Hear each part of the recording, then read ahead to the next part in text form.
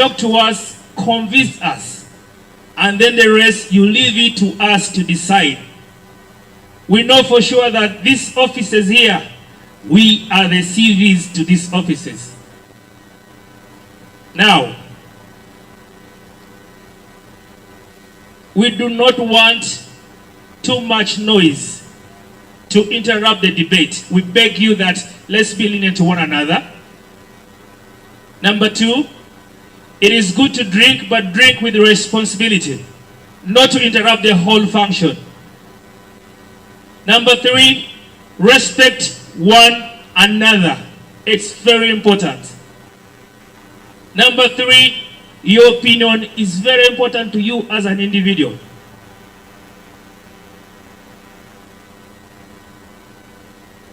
And finally, for tonight, we have three very, very important persons tonight.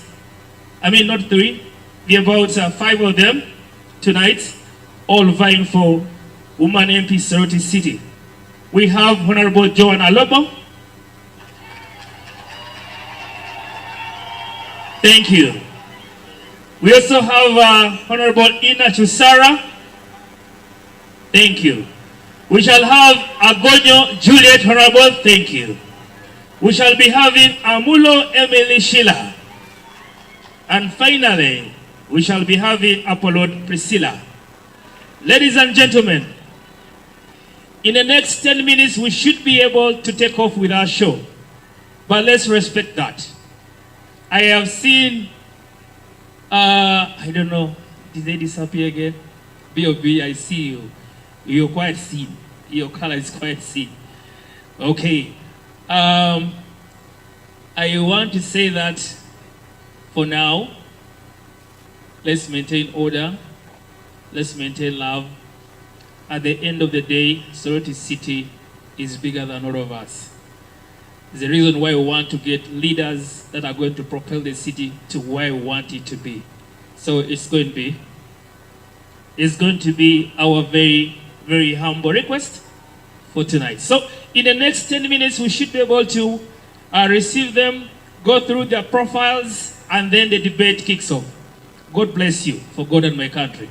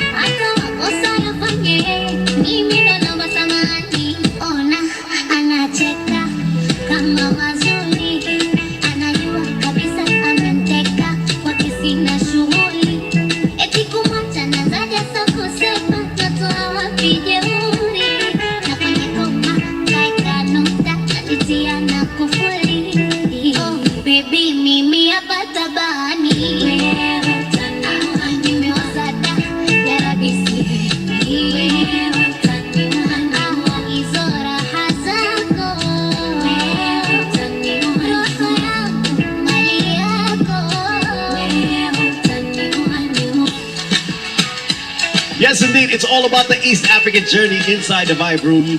In the mix right now, Simple Simon. My name is Fully Focus. There goes my baby. My baby. There's no other like my baby. So let me talk to you.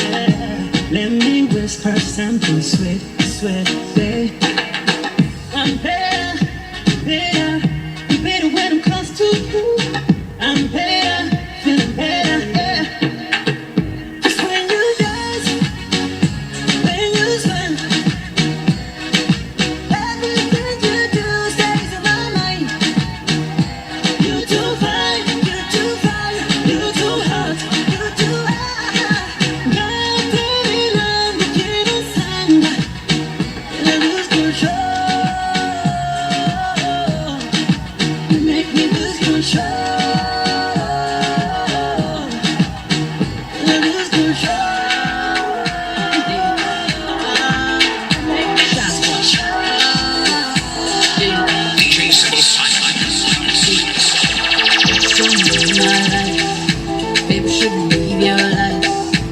I don't wanna change your life. Baby, come close to this. Yeah, we now way to this. Baby, step by step. Baby, nana, no, I did. Baby, see mama, did. Baby, you know I'm moving, baby. Nana, nikora.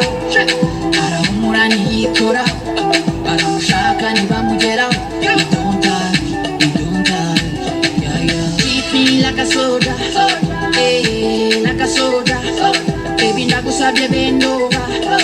Urisha umutima w'abakozi. Yeah, yeah.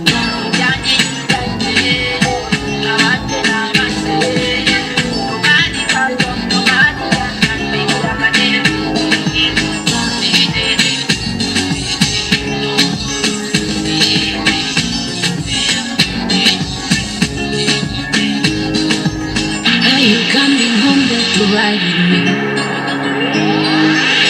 Is your love so strong to die for me?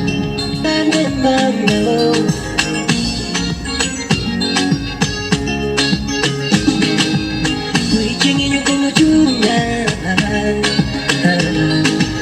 Reaching in your go junior. Nashi, biritangi manana. Maybe biritangi manana. Manakaka no nigi, kinukaka no singi. Manakaka no nigi, kinukaka no singi.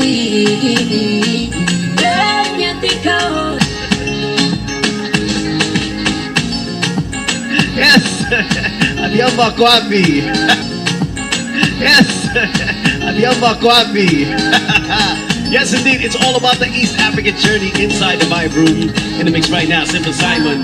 My name is Fully Focused, and in case you don't know, I don't just play music, I make music. And this next tune right here is my song, one of the biggest tunes of 2022 and into 2023. Yes, indeed, launch up to all the selectors playing this song everywhere. Big tune. It's called Dimension featuring Bien. Let's go! Dimension, you got me in another dimension. Everybody bust some lights in the air like 1, 2, 3, let's go, say. Yes, indeed! Big tune! Dimension, you got me in another dimension. Wherever you at right now, let's go. Fire emoji, turn it! Bring it down slow. You a bad chicken, you already know. Back to back, baby, you kill the show. Worldwide is international. Switch it up, on down, get it on the low. Nobody messing with the flow. And you know she got all. Worldwide is international. And you control me. Oh, you control, la la la. Oh, you control me. Worldwide is international.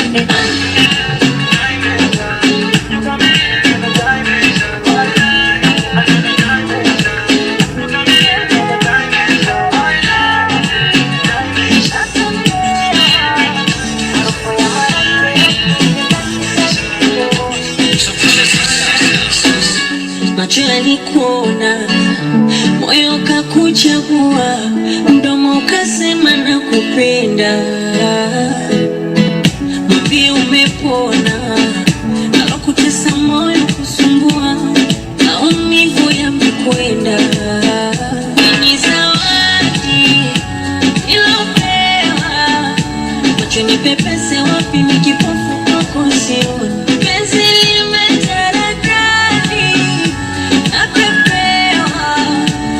ya marashi kitachitachi shingoni.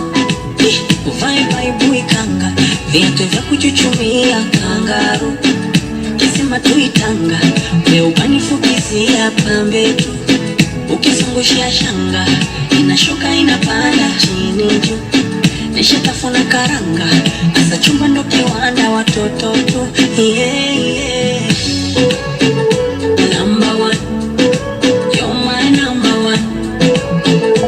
Number one, you're my only one. Number one, you're my number one. Number one. Namshukuru Mola kanijalia mrembo wa sura hadi tabia, na kila sababu ya kujivunia yeye.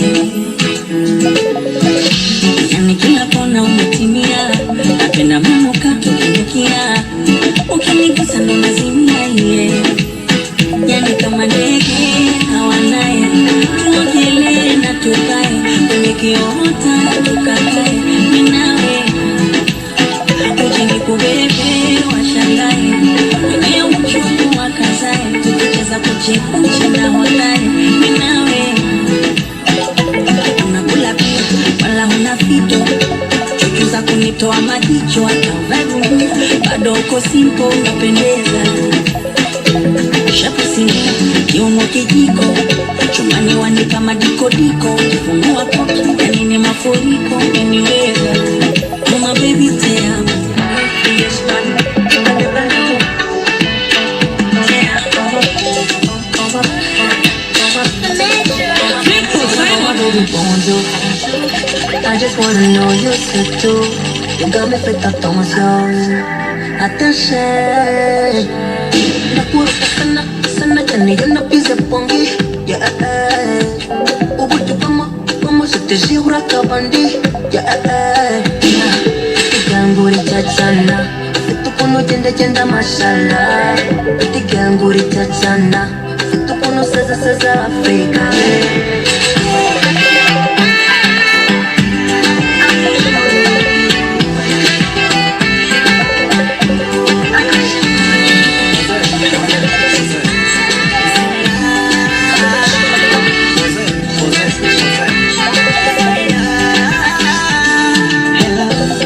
Baby, tunajua siku kuni leo, hello.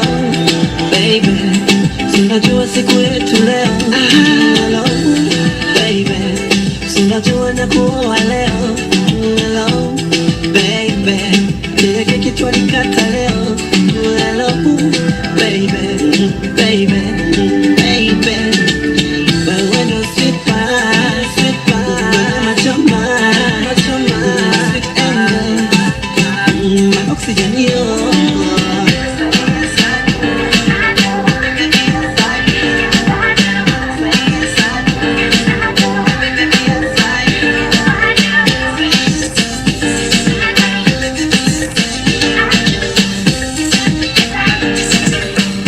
Yes, indeed, it's all about the East African journey inside the Vibe Room. In the mix right now, Simple Simon. My name is Fully Focused. Don't go, I'm time. Tateza manamba amvutai, kama ni nyama amuwekai, unafanya dina baki amzubai. Ase tonight we are dunda, Dundai, ase magial we are dunda, dundai, ase tonight we are dundai,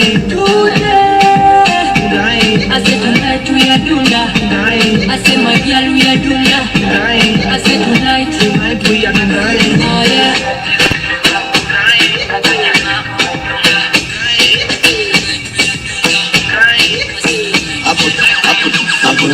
Gardens tuko jaba, wengine wako miti, letu ni majama, zenu pikipiki, leo tunaenda Canada, beba zigi mengi, kakuna mamada, beba sivi mengi, ni mimi hapo backyard, paparazzi, wanifanya ngumu kufanya usherati, nakumbuka kabla nikuge manati, nilikuwa na wakunywa nile koloni ya Versace, squeeze backseat, ilikuwa love seat, smooth na manual unapiga ni automatic, tint kwa window muadhara ndo atutaki, hapa perfection tunaifanya bila practice, mbele naona success, nafunga hat-trick, mindo the jet way joy tisha happy, tangu tuingie kwa mchezo si ndo heartbeat, Nairobi City tunairan kama athlete, just tusijali, hatukujaji, hapo tusijali, hatukujaji, hapo yeah, sawa, isaidie tutupo wax kama kao. K the Great, can I be free? Relax and take it easy. We only get one life, so live your life. Oh, fire, you know I'm right. Welcome to paradise. Yeah. Girl, don't just fantasize. Yeah. Light up and free your mind. Ataka unipendi unajua ni nani beast hapa. Na level za deadly uko unajua zina exist hata. Na kuombea daily ufike mali una aim. Before before ni dead nijenge na V8 baba. Before they play me nionyeshe mali snakes. Mali snakes wako. Surgery utaona ma mistakes. Inaitwa surgery. Unaweza acha kucomplain. Swenya nganya sage ni make. Can I be free? Relax and take it easy. We only get one life. So live your life. Oh, fire, you know I'm right.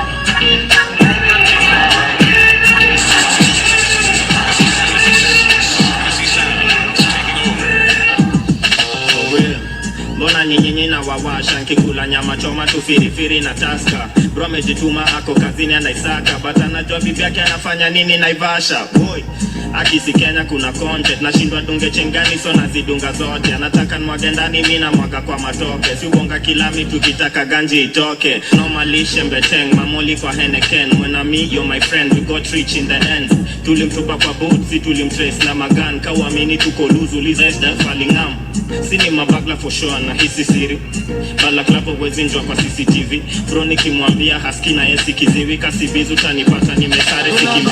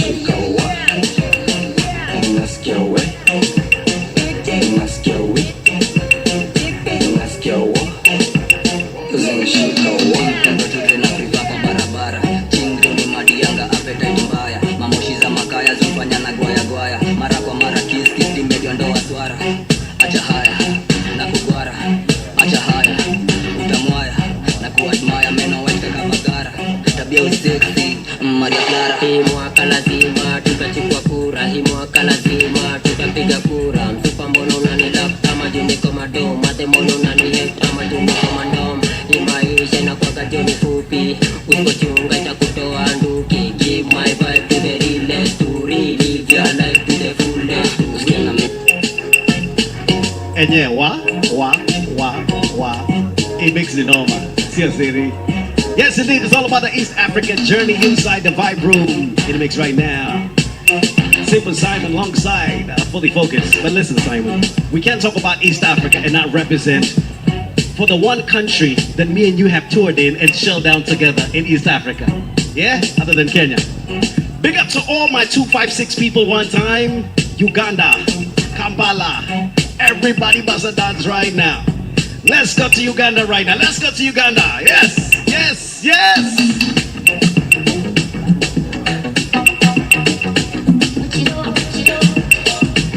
Big tune out of Uganda. Asabi.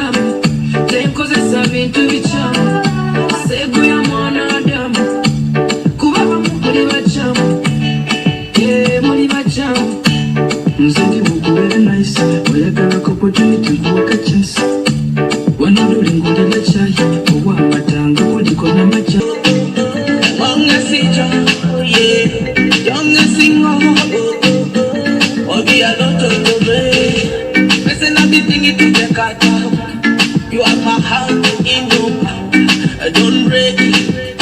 I say don't hurt me.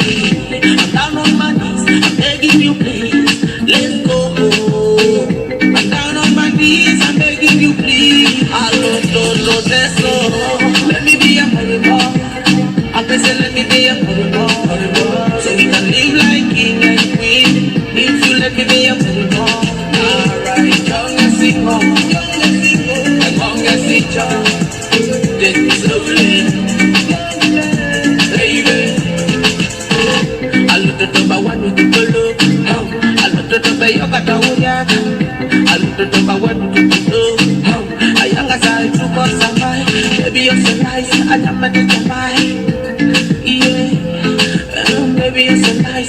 touch your body, yeah, yeah, yeah. You're like angel from above. No one is above you. La la la, you walk up on the wall, Mami, let me be a money boy. I say let me be a money boy. So we can live like king and queen. If you let me be a money boy. Alright, young and single, and long as it's young. Take me slowly, baby. You're so amazing, I get on the paintings. Let me the one to give you the real thing. I'm the prince to be grown. Waiting to be sworn, I've been waiting for long. Young and single, and long as it's young, yeah. Young and single, oh, be a lot of the way. But I'm glad I'm not worried, you're just not worried, I'm out of tomorrow to nowhere. I'm down on my knees, I'm begging you, please. I don't, that's all. You are watching the Log and Mix series mixed and mastered by DJ Simple Joel 256. DJ Simple Joel. This is the Corporate Boy. DJ Simple Joel 256. DJ Simple Joel 256.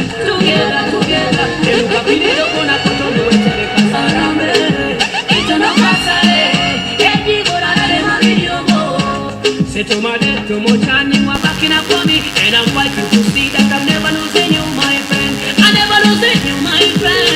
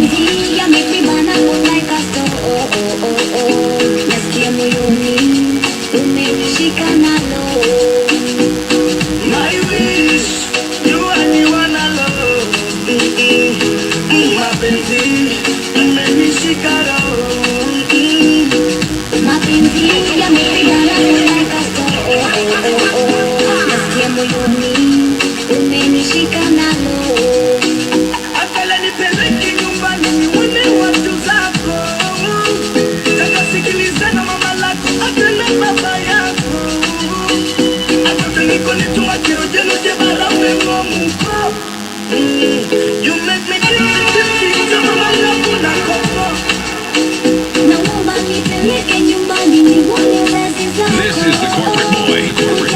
DJ Simple Joel 256. DJ Simple Joel 256.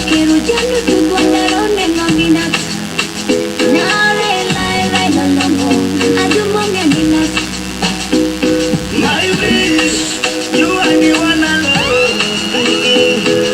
Mapenzi, umenishika roho. Mapenzi yamepibana like a store. Nasikia moyoni umenishika na roho. Your body shape make me know to regret you. I know you're too fine, baby girl, you deserve my paper. For you matter, the way you dance, DJ Simple Joe. I am your boyfriend, balance, balance, balance, you are you. Balance, balance, balance, you are you. I am your boyfriend, balance, balance, balance, you are you. You're my lover, shower you with my paper. You got a fancy body, my love, and Regina Lover. Wanna see you tonight. No liquor, but I'm getting so high, I'm so high. I'm feeling the magic. This is the time. Balance, balance, balance, you are you. I am your boyfriend. Balance, balance, balance, you are you. Balance, balance, balance, you are you. I am your boyfriend. Balance, balance, balance, you are you. You give me back, oh, balance your body. I want you to body, oh. You give me back, oh, balance your body. I want you to body, oh. I know you make me feel like firefly. You give me wings to fly. Seems like every night I'm so in love This is every Unforgettable. night. DJ Simple Joel 256. DJ Simple Joel 256.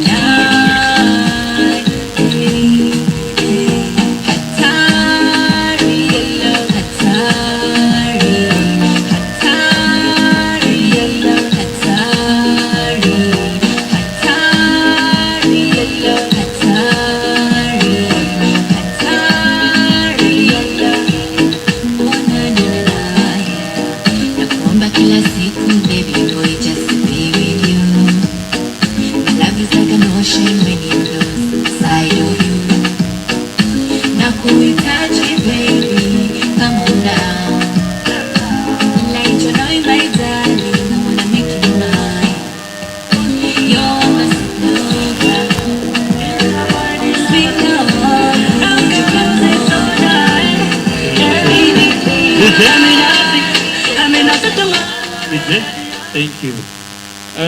The owner of the DJ, where are you? Come.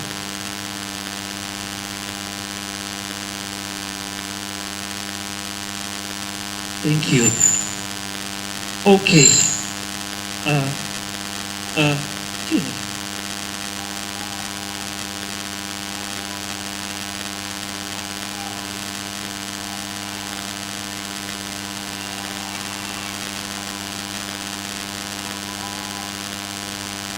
Okay, good evening once again. Good evening, ladies and gentlemen. Ingala tesu. Ingala onikere. Alipan costing a sinata. Let's maintain some order in the house for tonight. Thank you. We want to maintain some order for tonight.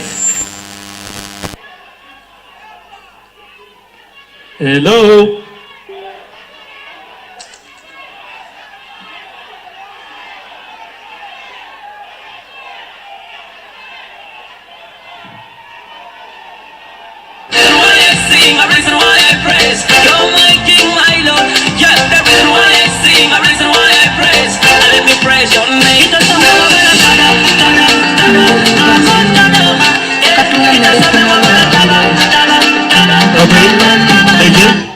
Thank you.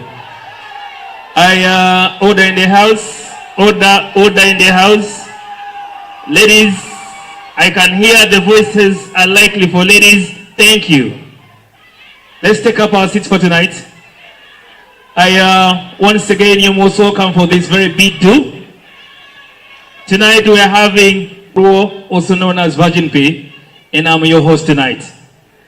I first want to say that this has been made possible by TESO Journalists for Community Empowerment. Force. Big thank you to TESO Vibes, NBS TV, NTV, Uganda Radio Network, Veritas FM, TESO News Network, Voice of TESO, TBS Radio, ECOC TV, Emuria TV, TESO Lens, Nova Promotions, Jokea TV, TESO Spear, TESO Investigative Unit, TESO TV, Econ TV, Mr. Odeki, and then Apecho TV. This is the force behind all these very beautiful things.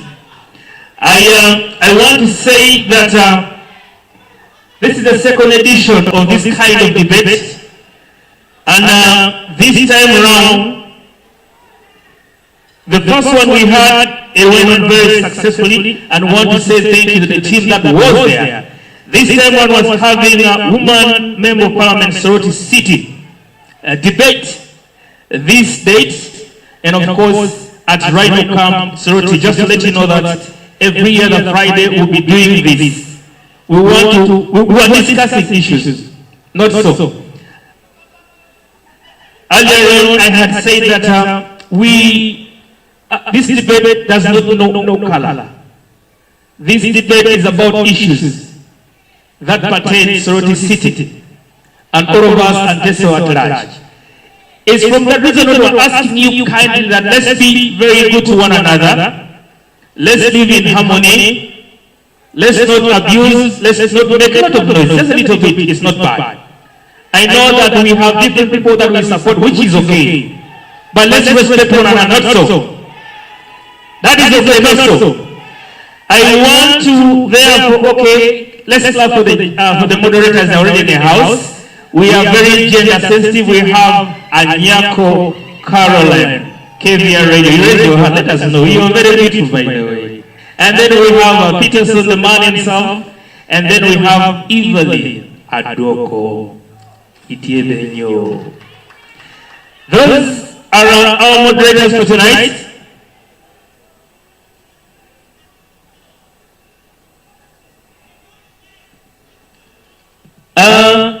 That is the team in charge moderating as of today.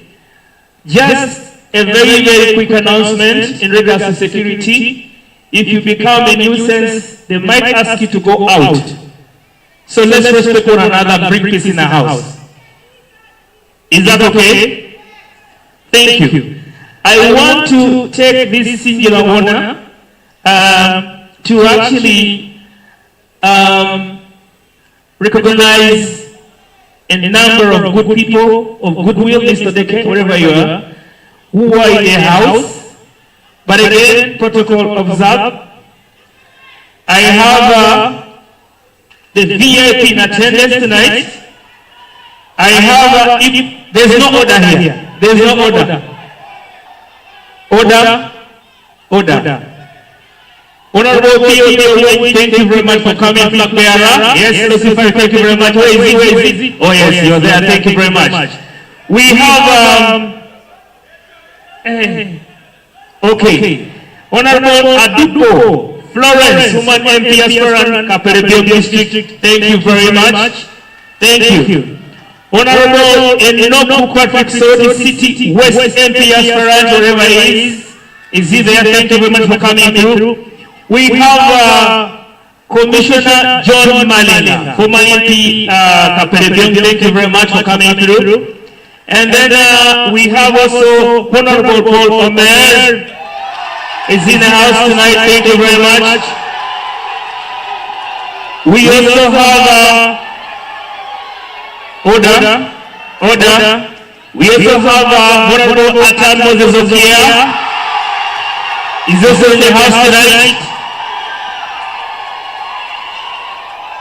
We also have Honorable Agwani David. Yes, he's also in the house tonight. We have also Osika John Akelo, the bearer of Ochokshan. Thank you very much. We have also Honorable Elau, MP aspirant Soroti City West, and Luke Black bearer in the house. We also have Honorable Onyai, should be Onyai. And right, is in the house. Thank you very much, Honorable Onyai. Thank you very much. Yes, that's the man here. And then, if I have just not mentioned your name, not because we do not want, but we shall get there as well. We also have, yes, I think this is done. Councillor Opio Dennis Enyaku, I said you just thank you very much. Who have I missed out? Okay. Daniel Collins, Otela Soroti City East. And then we have Apeduno Judith Okot, that is Tamari, thank you very much. Abbas Shaban, thank you very much for coming through. And then we have, who else do we have? Ladies and gentlemen, those are the dignitaries tonight in the house who have come to grace this very noble cause. Who are saying that Soroti City must be propelled to a better area.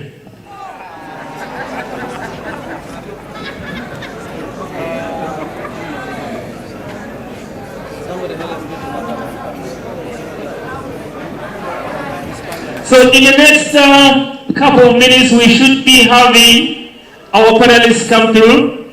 I see the moderators are already smiling and are looking camped. Everything is okay. I know the pocket is okay. Meanwhile, the bars are open. Rhino Cup, thank you very much for being very, very nice to us for this very great day. If just in case we have not recognized you, eventually we shall get to know that you're around.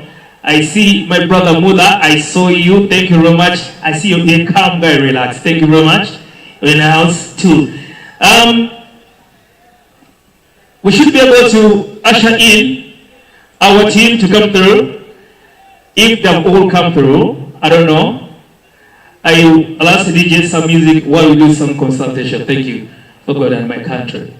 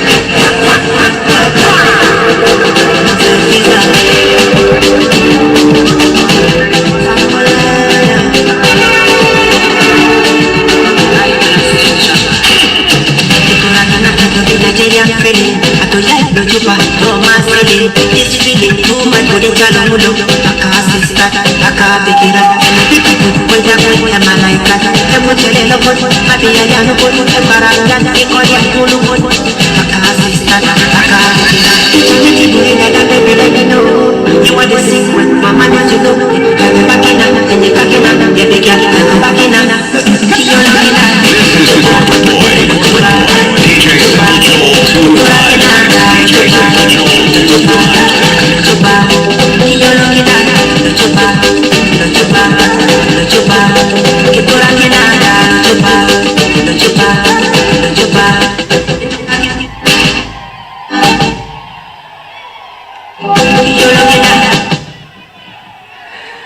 Oh my God. Thank you. I am the very important persons for tonight are already in the house, all of them in number. And we'll be asking them to come through and take up their seats.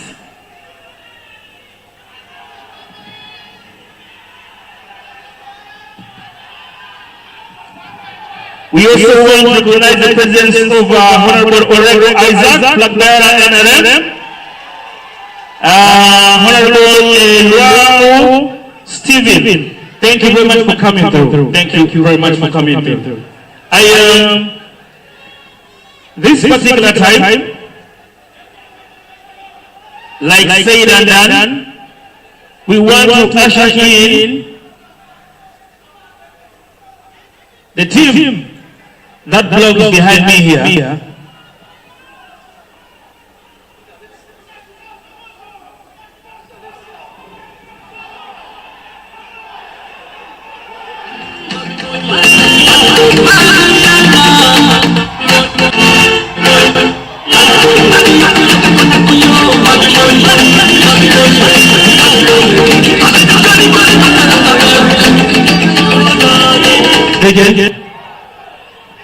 Order in the house.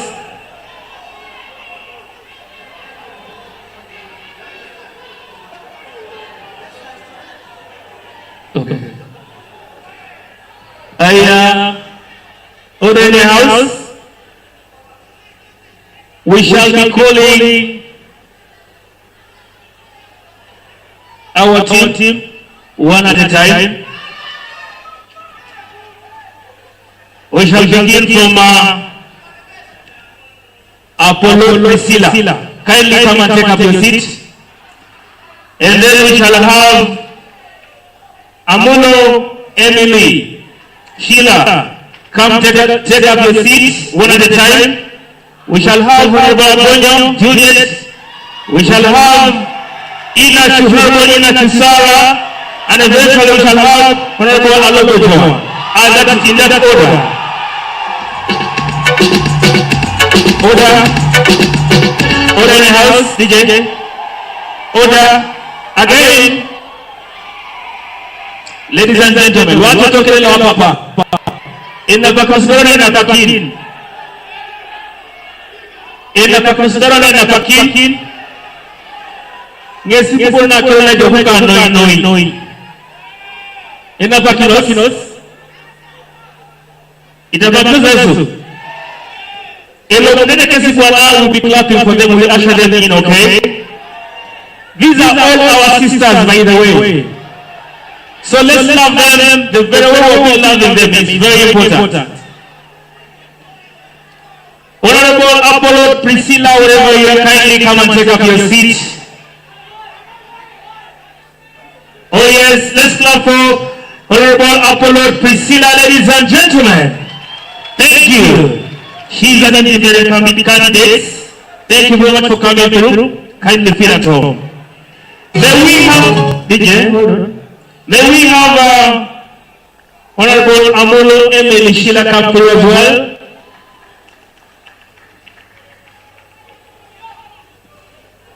Thank you. While Amulo Emily Sheila is coming through, Honorable Agonia Julius should also be getting ready to come through. And so is Ina Chisara and then Alogo John. In that order. Again, I ask that let's maintain some order in the house.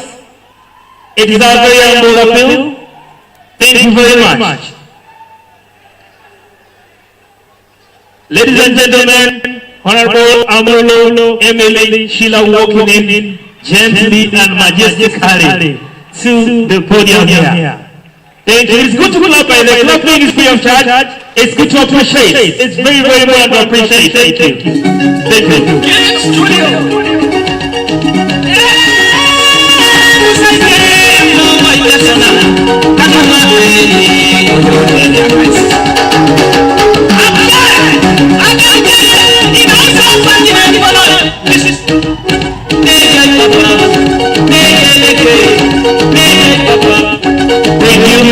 Thank you very much. Next is Honorable Abdul Junior, ladies and gentlemen. Wherever she is DJ, you can actually escort them in with this good music from there. There's the music there. Thank you. Honorable Agonyo Juliet coming in. After Honorable Agonyo Juliet, we shall be having Ina Chusara, Honorable Kamkarani, and eventually Honorable Alogo John. Ladies and gentlemen, let's maintain some peace in the house. Music DJ, as they come to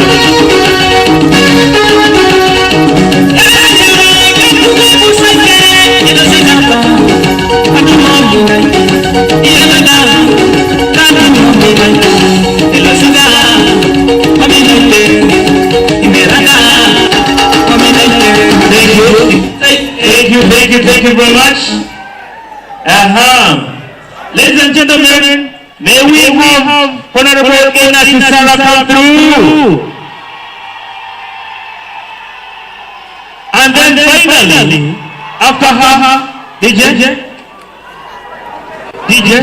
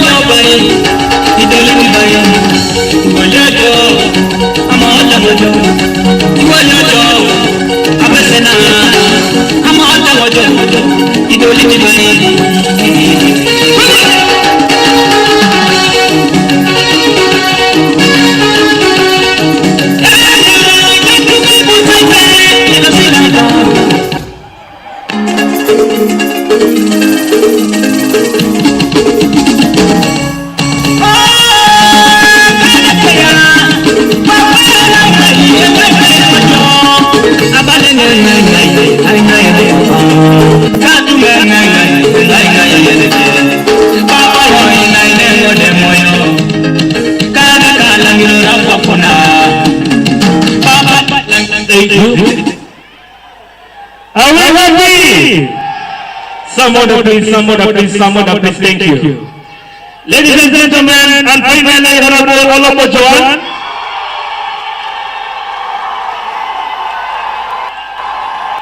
DJ, some music. Some music, DJ.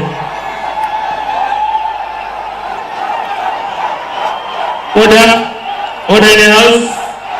We ask for order. Oh my God. Article. Some order in the house. Some order in the house. Thank you. Thank you.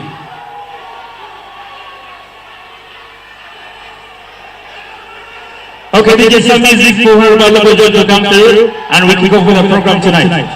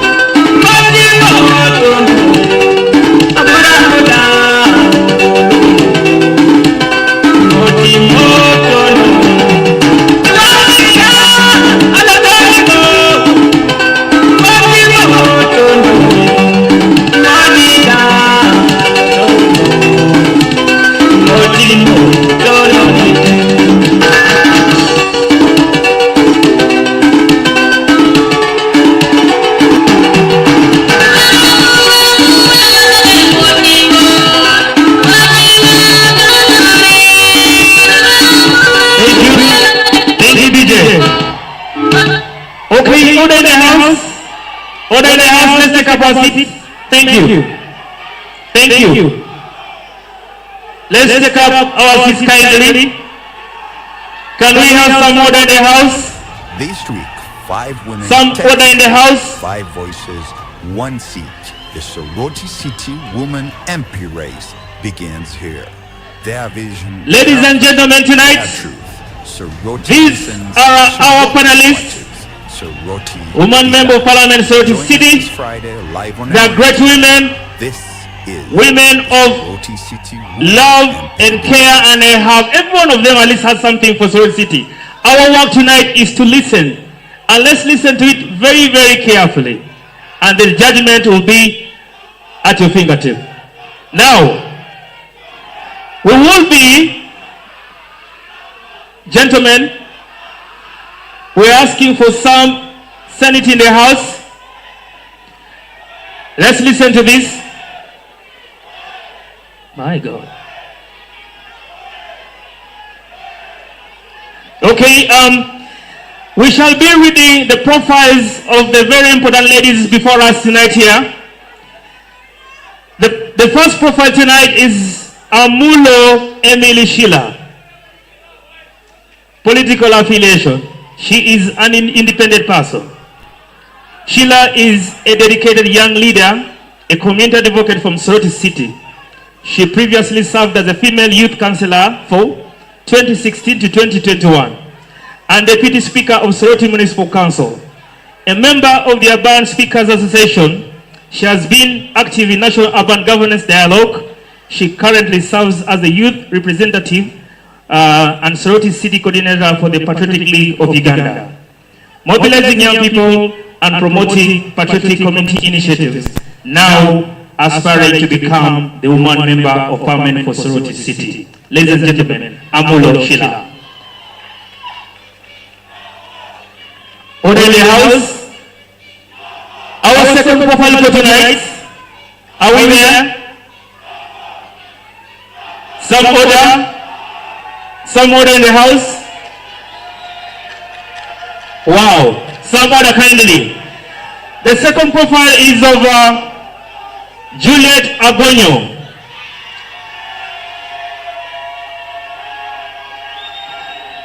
A resident of Ajip Sel Kengere Ward, Eastern Division, Soroti City. Political affiliation, independent candidate, formerly FDC. Background and early life. Agonyo was born and raised in Soroti, where she began her education at Swaria Primary School. She developed early leadership skills and served as a head girl guide. She later joined Kira Primary School in Jinja, completing her primary living examinations in 1997. Can we have something in the house? She attended Alliance High School between 1998 to 2000, serving as a class captain, and later completed her O-level studies at Soroti Central Academy, now Soroti Central Secondary School. Education. She holds a Bachelor of Business Administration Management, Uganda Christian University, a Diploma in Public Administration and Management, Cavendish University, Certificate in Public Administration and Management, Cavendish University. Political and Public Service career. Current roles: Speaker, Soroti City Council, City Councillor, Soroti City, National Treasurer, Uganda Urban Council Speakers Forum. Past leadership positions: Division Councillor, East Division, 2011 to 2021 rather. Speaker, East Division Council 2016 to 2021. Secretary General, Uganda Urban Council Speakers Forum. Volunteer Development Initiative International, 2013 to 2016. Boards and committees: Board Member, Teso College Alawet, Board Member, Soroti School of Comprehensive Nursing and Midwifery, and also Chairperson, Appointments Committee Member, School Management Committee of Morapesul Primary and Swaria, Member, Urban Authorities Association of Uganda. Ladies and gentlemen, Juliet Agonyo.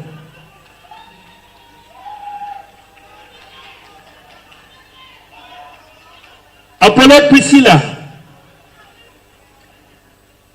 Origin, Ajidi Dak Village, Alawet Ward. Amen A. Political affiliation, independent. United States International University, Africa, undergraduate studies, Makerere College School. Uganda Certificate of Education A-Level, Our Lady of Africa, SS Mokono. Uganda Certificate of Education O-Level, St. Mary's Girls School, Form 1, Teso Primary School, Primary 2, Primary 7. King's Kid Nursery and Primary School, Baby Class and Primary 1. Work and volunteer experience. Finance volunteer, USIU Africa Finance Office. Supported finance team, operations, administrative tasks, gained exposure to university level finance procedures. Intern, Brock Uganda, Accounts, Finance Department. Assisted in accounts and finance operations, contributed to financial documentation and reporting. Participated in community-based projects and community service initiatives. Leadership experience. Dormitory mother, prefect, Our Lady of Africa, SS Mokono, entrusted with leading from 6 girls while still in responsibility, maturity, and leadership potential. Family leadership, informal leadership. As the firstborn daughter and granddaughter, Priscilla has consistently taken on leadership roles with her family, influencing through responsibility, initiative, and so many of them. Ladies and gentlemen, those are people for tonight. Let's move on.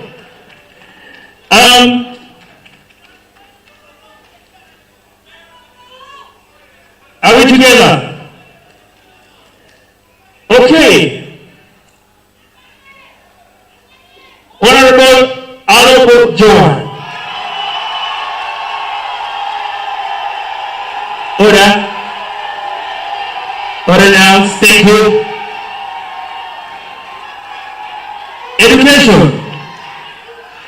Bachelor in Physical Planning, Makerere University. Postgraduate degree in Good Governance. Diploma in Land Surveying, Emuria. Leadership certificate in the United Kingdom. Currently, she serves as a woman member of Parliament, Soroti.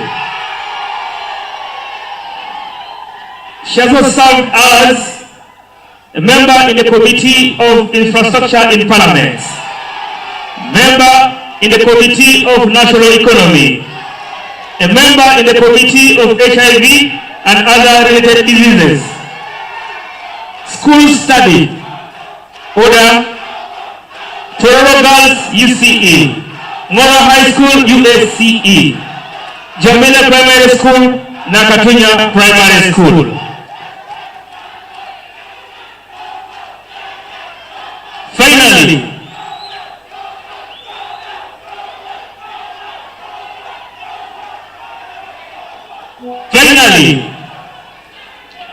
we have, are we together? Honorable Sarah Inachu, the NRM flag bearer of Women Member of Parliament, Soroti City. She brings a strong academic and professional background grounded in education, human rights, and transformative community work. She holds a bachelor's degree in adult and community education from Chambogo University, equipping her with skills in community engagement, adult learning strategies, and sustainable development practices. She further advanced her expertise with a postgraduate diploma in human rights education from the Uganda Management Institute, UMI, strengthening her capacity in human rights promotion, civic awareness, and public policy advocacy. Ladies and gentlemen, tonight, these are the most empowered women we have vying for the member of Parliament, Soroti City. Can we give them a round of applause? Let's give them a round of applause, please. I want, therefore, to say this categorically. Categorically, we need order in the house. We need order in the house. All the honorables in the house, protocol observed, we recognize your presence. And now, I want to hand you over to my moderators for tonight. Let's have fun for God and my country, and you will welcome. Thank you.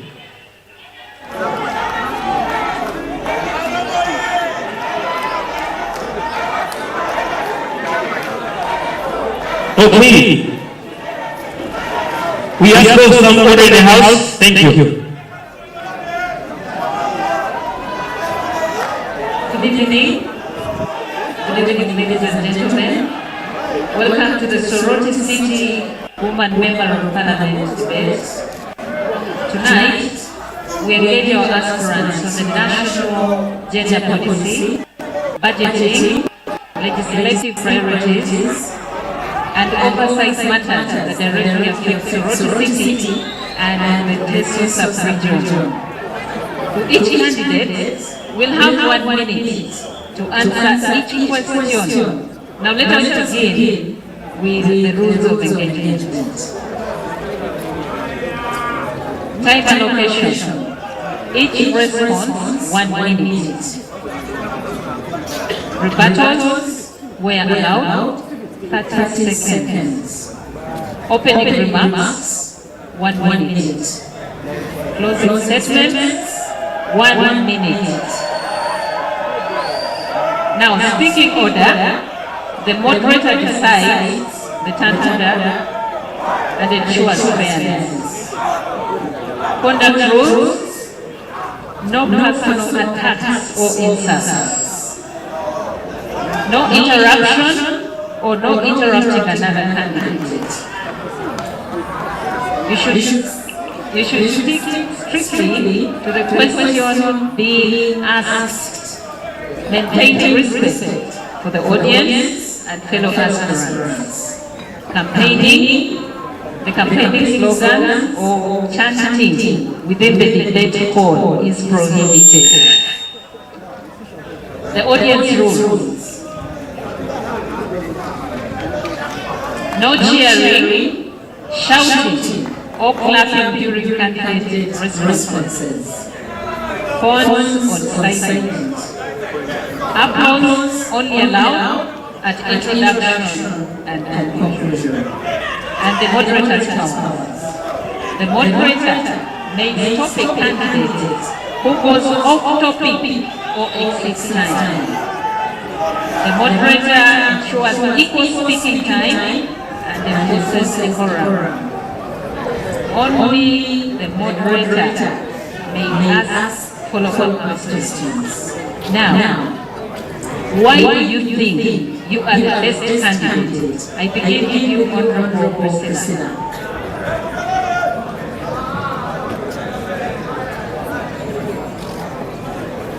Why do you think you're the best candidate? Thank you so much.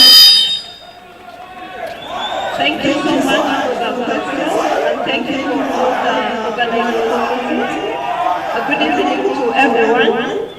I think that I'm the best candidate because when we look at the statistics of Uganda and the world, we have the youngest population and second youngest in the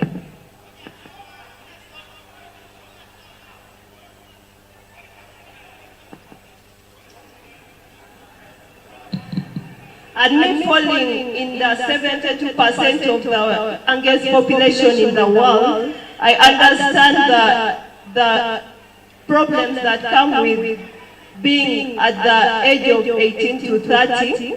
That means I will be the best to actually help the young people in this city to hold their hands to be able to achieve the aspirations and dreams they have. Because quite a number of times they could have dreams, but because they don't have someone to listen to them or to hold their hand while they want to achieve those dreams, it's hard for them to be able to achieve those dreams. And when you look at the land or the city of Soroti, we have the highest rate of teenage pregnancies, ranking the second in the entire country. And that's an issue of concern, and it means we need a matriarch in this city to help the young girls, to be there for them and to talk to them, to actually be there and they look at you and also feel inspired to be better women. And then when we look at I'm also an open-minded person. I understand that leadership. Okay, thank you very much, Honorable Priscilla. Let me hear from Honorable Sheila.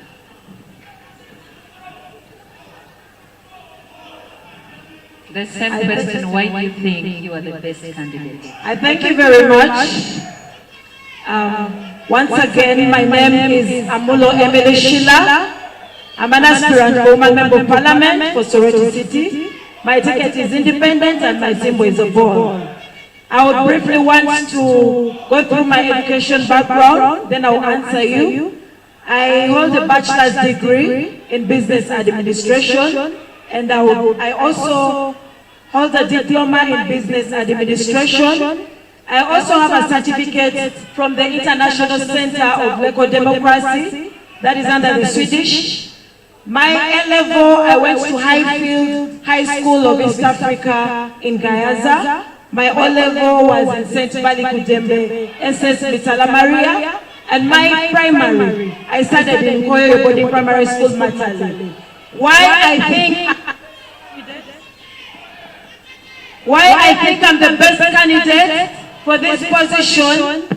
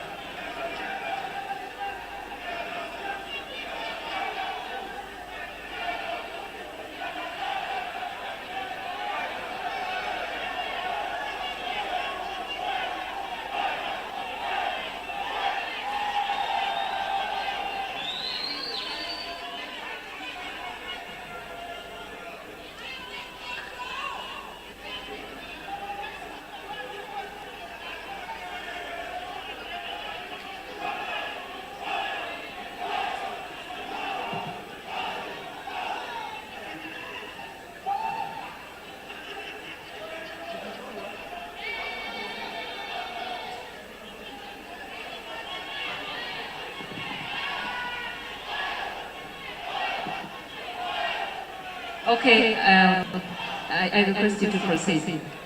Thank you very much, our moderator. Why I think I'm the best candidate for this position is, one, I am a tested leader. With the profile you just had, I previously served as the youth councillor for Soroti municipality, and while in council, I had the privilege to serve as the deputy speaker. So with that leadership background, I have a lot on the table to offer. I bring in good leadership and governance in Soroti City. Born and raised in Central Ward, Soroti City is faced with a number of challenges. One of them to cite out is the challenge of education. Soroti City has 25 wards, and in the 25 wards, the challenge with education is some of our primary schools within the city have dilapidated structures. So if you give me the mandate to go to Parliament and represent you, my people of Soroti City, I'll ensure that some of these structures are renovated. For example, we have Pioneer Primary School, Swairia Primary School, and Morapesu Primary School, to mention but a few. Your time is up. Thank you very much. Now, let me hear from Honorable Judith.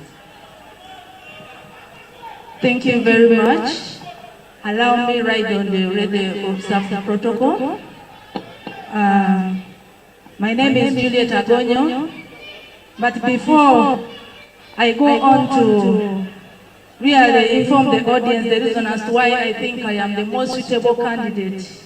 Within us here, I have my husband. It is very, very important that I introduce him. Mr. Tom Etoba, where are you? That is my Musei. That is the father to my children. Thank you very much. Now, why I think I am the suitable candidate? One, the ability. Juliet Agonyo is a good orator. I am very fluent, as you can hear. I speak English, I speak Ateso, I speak Kiswahili, and Kumam also.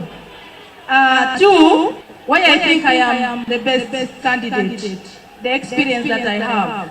I've been serving in local government since 2011. So meaning the experience that I have had for 15 years is just enough to take me to parliament to articulate the national issues that affect our people.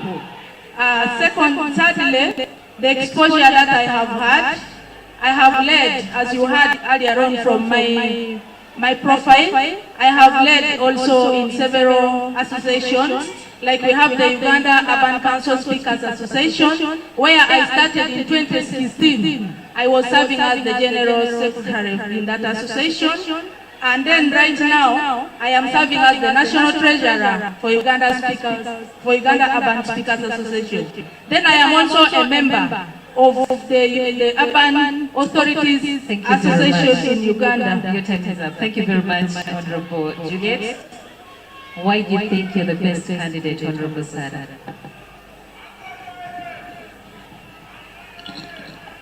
Distinguished ladies and gentlemen, fellow candidates, MP aspirants, distinguished moderators, our viewers who are here with us, and our viewers who are online following us.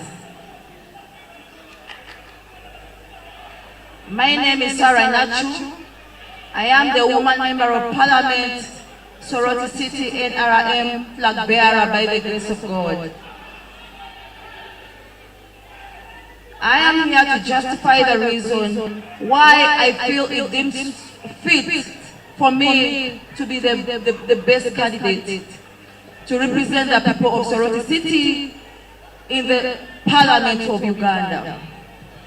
Ladies and gentlemen, I am the only woman amidst my fellow friends here who has gone through an internal democratic process. I am the only woman who has passed through democratic hands to be elected as the leader. Indeed, it is an exhibition of the will of the people and the will of God.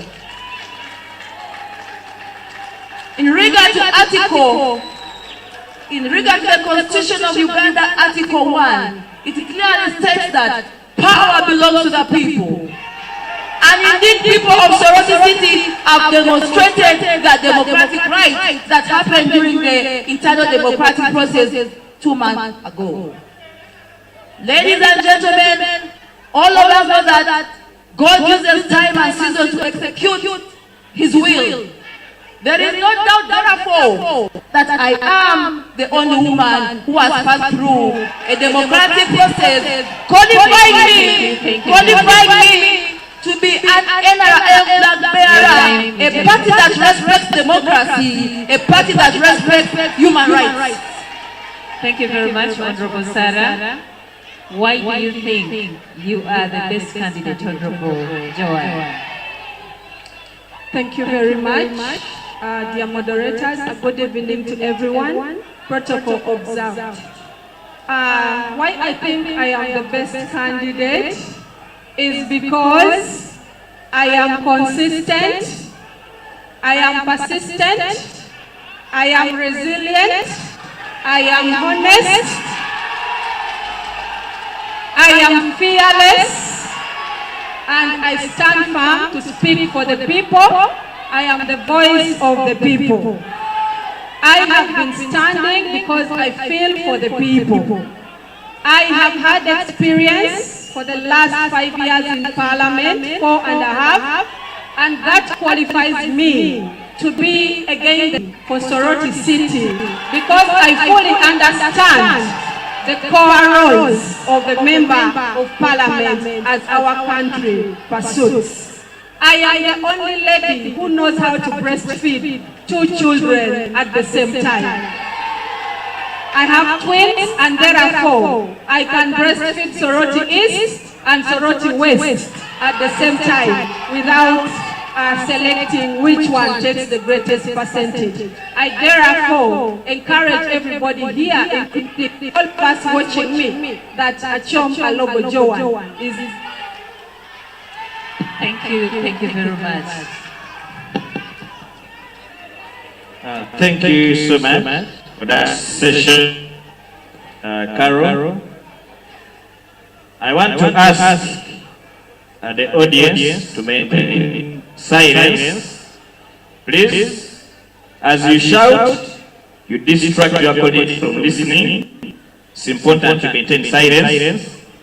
Security is identifying some of you, and you will be thrown out if you don't maintain order. Here, in this session, we have questions. Each of you answers one question. We will introduce the candidates who are not here. My name is Peterson.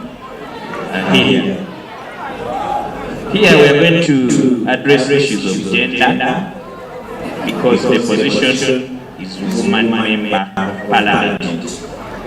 Candidate Priscilla, what strategies will you use to effectively advocate for women's rights in parliament? You have 2 minutes to give us your response.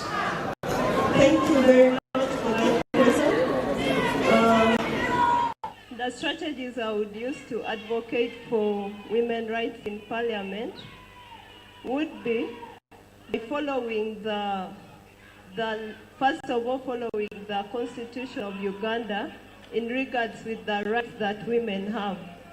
But also when we look at the economy of our city, Soroti City in particular, we find that we are still lagging behind when it comes to the businesses that our mothers are taking care of in order to support their families. So in a bid to what if for their rights, I would be in a position to help them and advocate for them to be getting funding, especially with the businesses they have, to ensure that their livelihood improves. And also when we look at the girl child, being that we have the highest rate of teenage pregnancies in the entire country, we are being ranked second. It means we would advocate for the girl child to stay at school, following the education rules that have been set by the government in the Constitution, for them to also stay at school, but also to create a place where a girl child is also provided with free sanitary towel or sanitary towels at a low rate for her to be able to stay at school. Thank you. I think I needed to hear a strategy in parliament. Address yourself to parliament. These issues, yes, you will do that, but the strategies that you will use in the parliament to achieve what you are doing. I would work hand in hand with the people in parliament who are responsible for ensuring that the girl child is taken care of. That's what I would do. Is that all? Thank you. Let me get...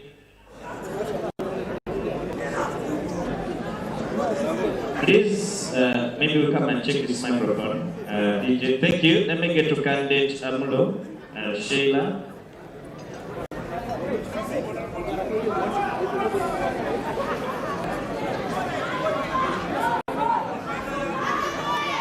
candidate Sheila, vote ups.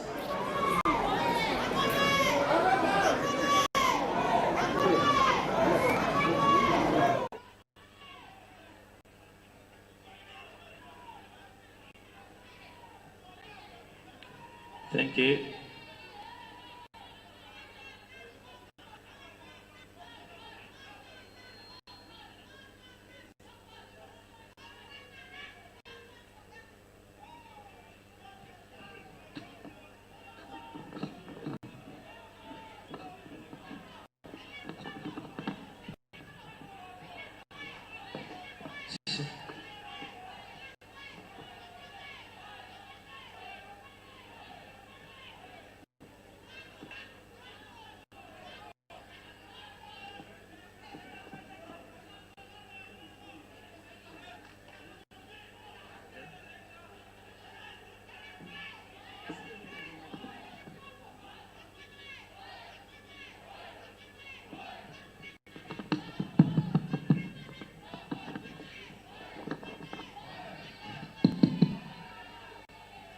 Oh, thank you. Please, candidates, I know your agents are here. Control your funds. They are in clusters. It is easy to know whose supporters they are. So please take charge. If not, we are going to take a very difficult decision of evicting the supporters of a particular candidate and the candidate, because you are failing the debate. We know who exactly you are supporting and where you are. So security will throw all of you out. That's what we are going to do. This is an intellectual debate. This is not a rally. Please sit. Let's proceed well. And that is the last warning. We are going to throw you out. That's the next thing we shall do. And for that matter, candidate Joanna Lobo,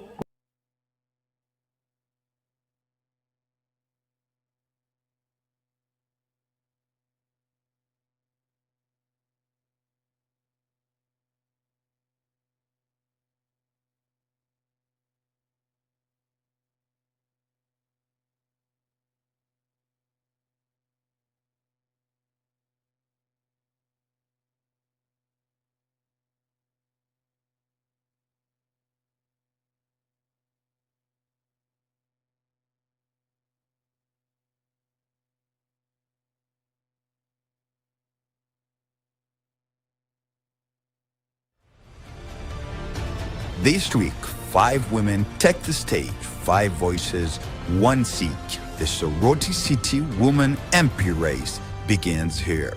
Their vision, their plans, their truth. Soroti listens, Soroti watches, Soroti decides. Join us this Friday live on Emuria TV.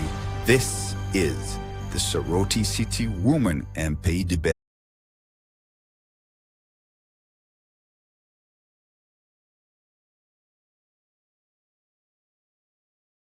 The Soroti City Woman MP race begins here. Their vision, their plans, their truth. Soroti listens, Soroti watches, Soroti decides. Join us this Friday live on Emuria TV. This is the Soroti City Woman MP debate. This week, 5 women take the stage, 5 voices, 1 seat. The Soroti City Woman MP race begins here. Their vision, their plans, their truth. Soroti listens, Soroti watches, Soroti decides. Join us this Friday live on Emuria TV. This is the Soroti City Woman MP debate. This week, 5 women take the stage, 5 voices, 1 seat. The Soroti City Woman MP race begins here. Their vision, their plans, their truth. Soroti listens, Soroti watches, Soroti decides. Join us this Friday live on Emuria TV. This is the Soroti City Woman MP debate. This week, 5 women take the stage, 5 voices, 1 seat.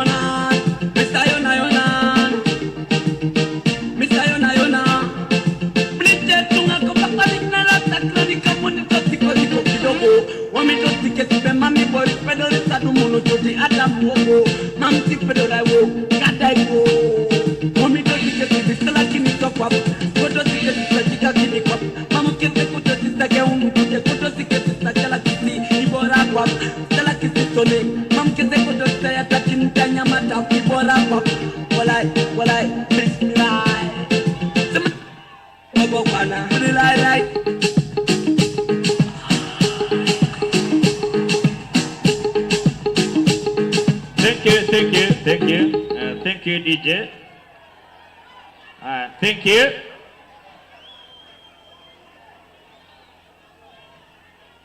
Before the technical issue we had, we are making a communication on order. And I was asking candidate Joanna Robo to control your supporters. Candidate Sarah Inachu, control your supporters. And the candidate Juliet Agonyo. We are giving you 5 minutes, you the 3, to control your supporters, if we shall proceed. Let your agents come, communicate to them before we can proceed. If we are going to fail on order, we shall not proceed. So you have 5 minutes to control your supporters. Communicate to them.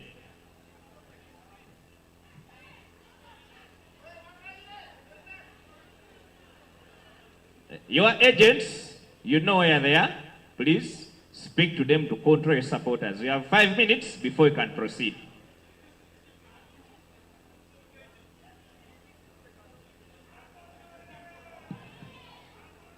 Frank, where are you? Please come over. Eliku Frank, come over.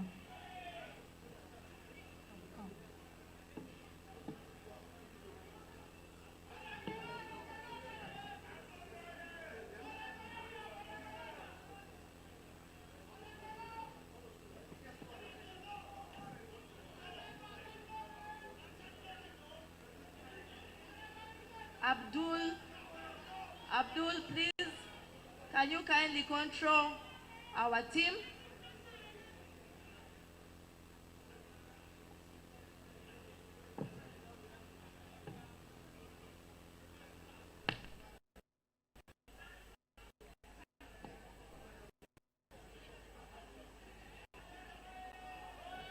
It is important that we have order for us to proceed well.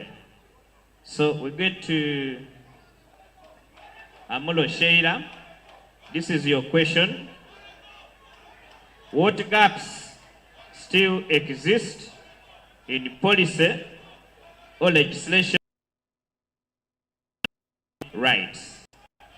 The gaps that exist and how, when you get to Parliament, how you'll address those gaps. Thank you very much, moderator. allow me right on the protocol that was already observed. How will I bridge the gaps of the women, as you said, in Parliament? One, I would want to advocate for gender-based violence, because women are faced with a lot of challenges back here. You get to realize that our mothers are playing the role of staying in the kitchen, and they're not actually being given the platforms we are being given here today to sit and discuss and talk about issues. I would want to advocate in the floor of Parliament that at least let the grassroots women also be brought on board.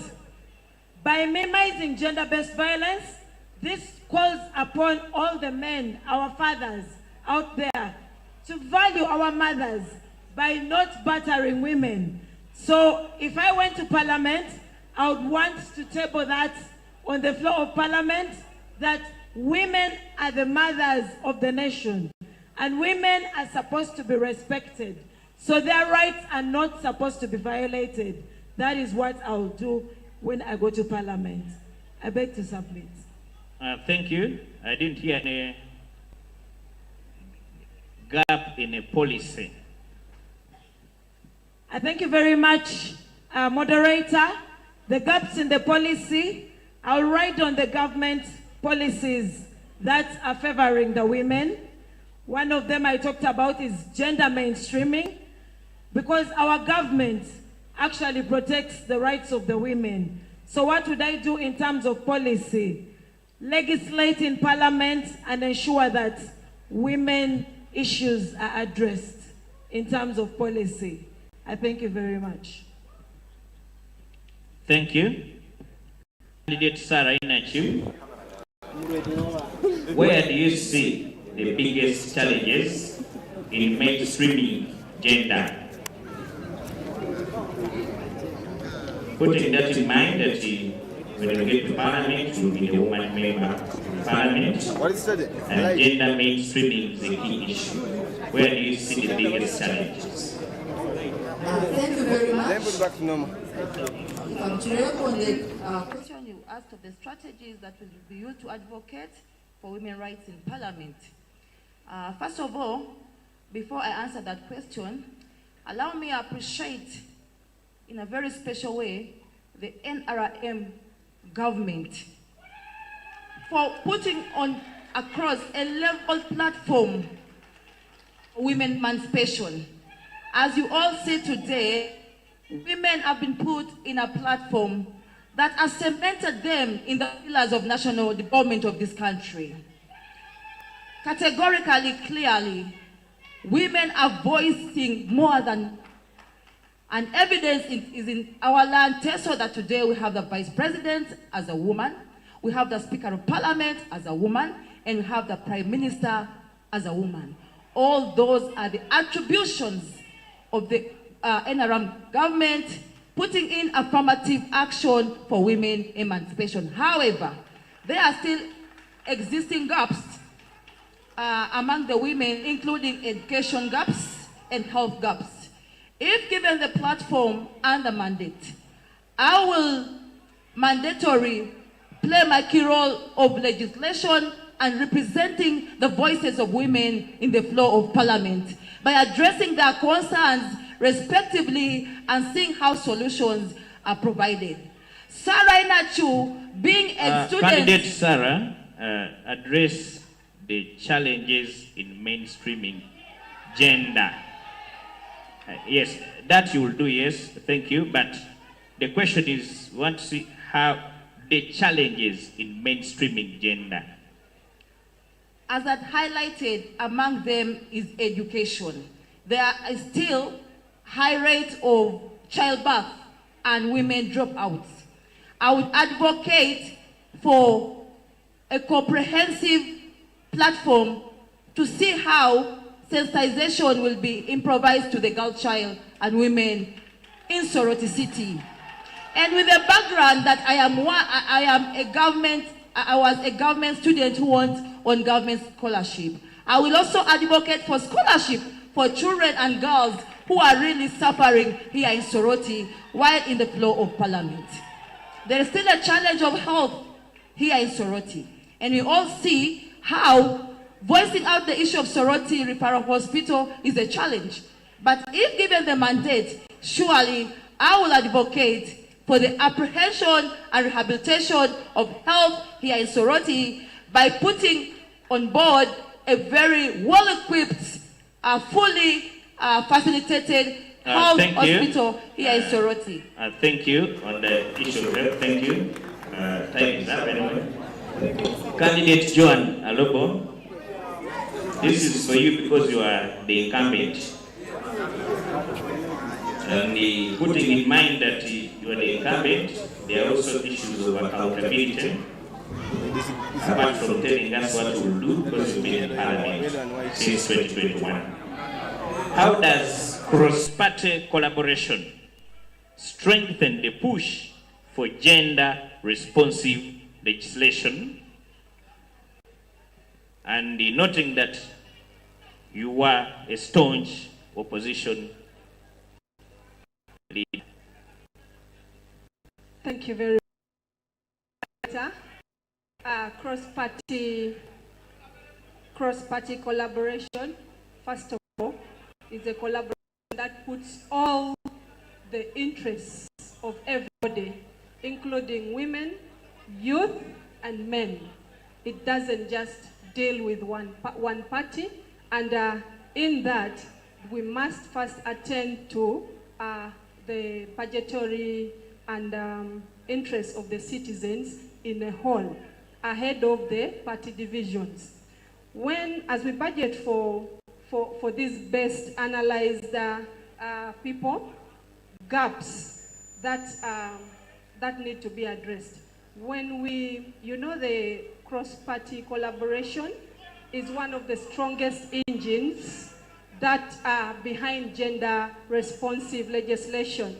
You realize that in Parliament, we have had groups and associations and women organizations that come to push for gender-responsive legislation. One of them in the umbrella of women in Parliament is UOPA, the Uganda Women Parliamentary Associations, when we get into any gender-responsive legislation, we sit as a team of women in Parliament, talk about this activity, and then get into the team to try and convince able men and responsible men who are ready to support the women in this agenda. We have also collaborated with women in different organizations. When you talk of WIONET, that is the Uganda Women Network, these are all advocating for the budgetary increment and participation on the women responsive legislation. These umbrellas, cross-party collaboration. Thank you for the answer. Now that you are the incumbent, maybe you tell us what did you do in UOPA, UANET, in a minute. Any achievements you have in those areas? In UOPA, it's a collaborative body that deals with all gender activities. When we rise up, when one woman rises up on a health maternal matter, you realize that all women come in and support that woman. We do not boo at fellow women. Women encourage their fellow women on the floor of Parliament. As WOPA, we have managed to encourage and strengthen women. Even at my age, we encourage the women. We have moved bills on gender-based situations, gender-responsive legislation. We have pushed on bills on health. When you realize that a Lobo has woken up and spoken on this, it's not a mandate that any other woman should dispute. You realize that when I stood up on the justice for our young girl who was battered in Soroti here, a whole system of women in Parliament stood up and supported the idea. That is what we call UOPA, Forward and UIONET. All came in and supported us. Thank you so much. And we get to candidate Juliet Agonyo. How do you plan to deal with gender perspectives in the bills and the committee debates? Look at the bills and the committee debates, the issues of integrating gender perspectives.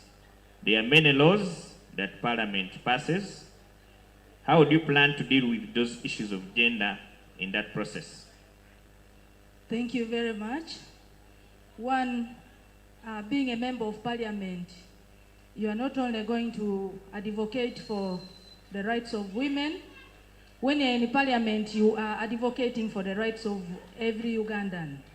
So when you talk about being in a committee, because in committees, these are these are areas where matters are discussed, scrutinized in depth before they go to the main house. So meaning if I am a member of a committee that is responsible for gender issues, I will advocate for policies that favor the rights of women. When you look at the way women are treated, especially the widows are very, very vulnerable people. They are mistreated once their spouses pass on. So meaning that we need inclusiveness in the laws, in the bills that we make, that protects this woman who has lost their husband. Number two, we have women who are working in offices. But remember, a woman remains a woman. A woman is a mother. That is why we are called mothers to the nation, because we give birth to life. This baby who remains at home, we have seen in several occasions, babies are battered by the house helpers, by the house managers, when the mother is not aware. And if we, the mothers, when we go to Parliament, if tomorrow you give me the mandate to go to Parliament, I will advocate for the law that protects this baby here. These babies need to be put in a special place, such that when the mother is legislating, this baby is secured. Such that when the mother is in the office doing work for this nation, the baby is protected. Okay, thank you. Thank you. Maybe just a rejoinder of that. You are the Speaker of Soroti State Council. Do you have any success stories on issues of gender in Soroti State Council? Yes. We have a successful story in regards to the girl child. There are so many children, the girls especially, who have attempted to drop up to school, but we have engaged them in several occasions, and we put them in a training of, we have put them in the skilling hub, whereby they have attained the skill to make them move on as the people who were almost dropping out of school. Thank you so much. I now get to Evelyn, and Evelyn will be handling budgeting and appropriation. Thank you. Thank you so much, my colleagues and the candidates. My name is Evelyn Adwoko, like they had introduced me earlier, and I will be handling the issues of budgeting and allocation. We know that is one area that is very critical in Parliament when it comes to sharing the national cake. So I want to begin with the candidate Amulo Emily Sheila. As we look at the issues of budgeting, how will you ensure that the national budget addresses the specific needs of women in Uganda? Because these are things we will be discussing at the floor of Parliament, but also focusing on where you represent, especially Soroti City, where you're coming in as a candidate. I thank you very much, moderator, once more. Focusing on budgeting and looking forward to the women. What I'll do if I'm given the mandate to represent my dear people of Soroti is I would advocate on the floor of Parliament that during the budgeting process, the women are not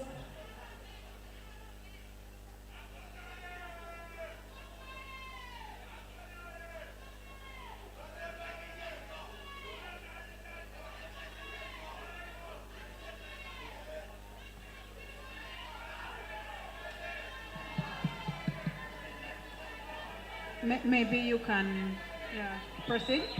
Yeah, thank you once more.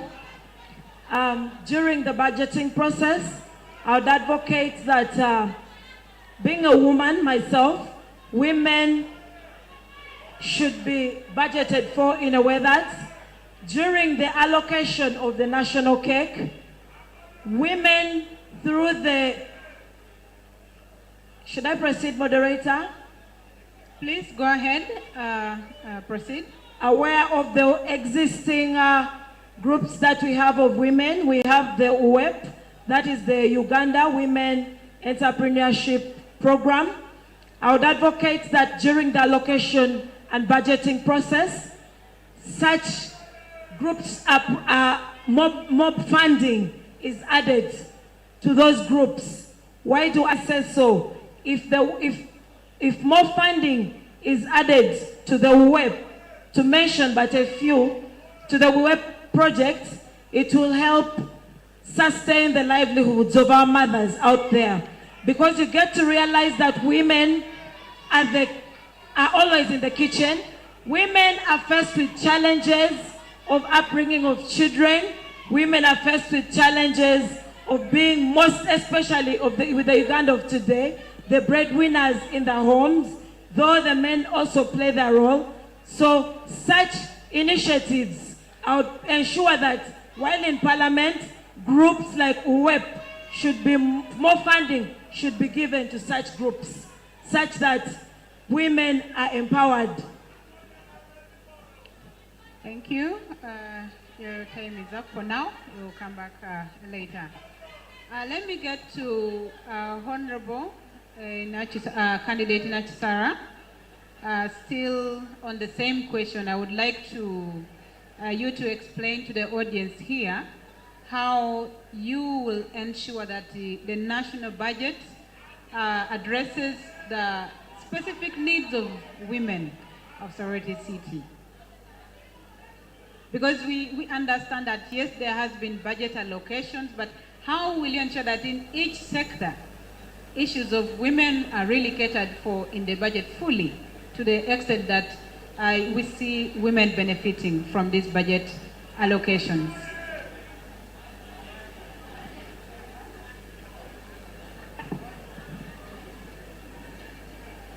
Thank you very much.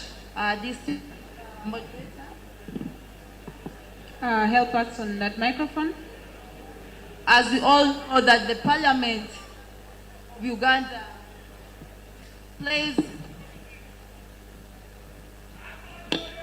Thank you. As we all know that the Parliament of Uganda plays a very crucial role in approving and allocation of budgets at its fundamental mandate. There is need therefore to scrutinize the allocation of such resources to fit into the development of some sectors that really enhance the apprehension of various sectors here in Soroti City. And my focus surely would be targeted and geared towards majorly two categories here in Soroti, and that is the youth and the women. I would therefore be that voice that lobbies for the people of Soroti City, particularly the women, by ensuring that there is proportionate allocation of those resources to suit or to be disseminated, to be acquired by the women of Soroti City to support their groups, and particularly women in the market, women who are in business, and women who have small circles. I would also fight to advocate for the youth. because these are the projects that surely fight idleness and enable our youth to gain and obtain quality life. Majorly, those are the two areas that I will advocate for in the floor of parliament. By the youth, do you mean the female, the girls, or generally the youth? There has been a problem on imbalancing. As a mother, I would look at both the female and the male youth to benefit from this development agenda. Okay, thank you.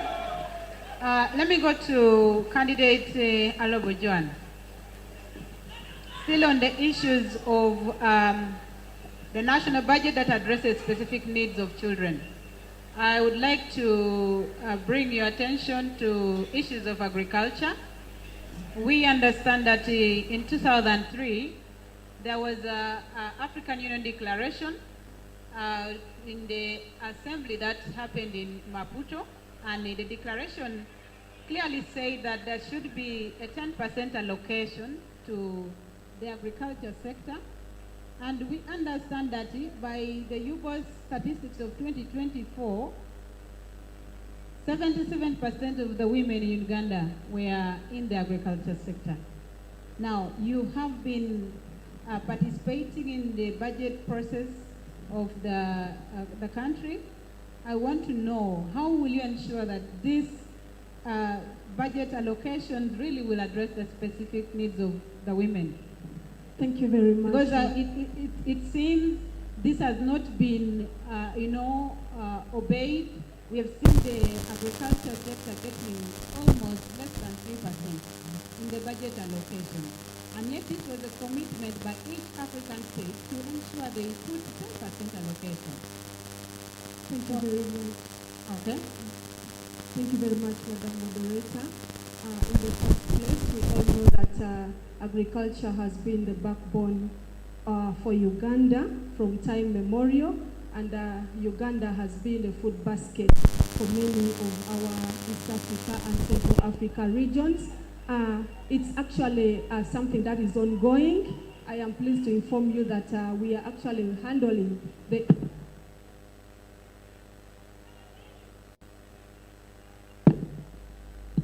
Please go ahead. I think we are actually now handling the issue and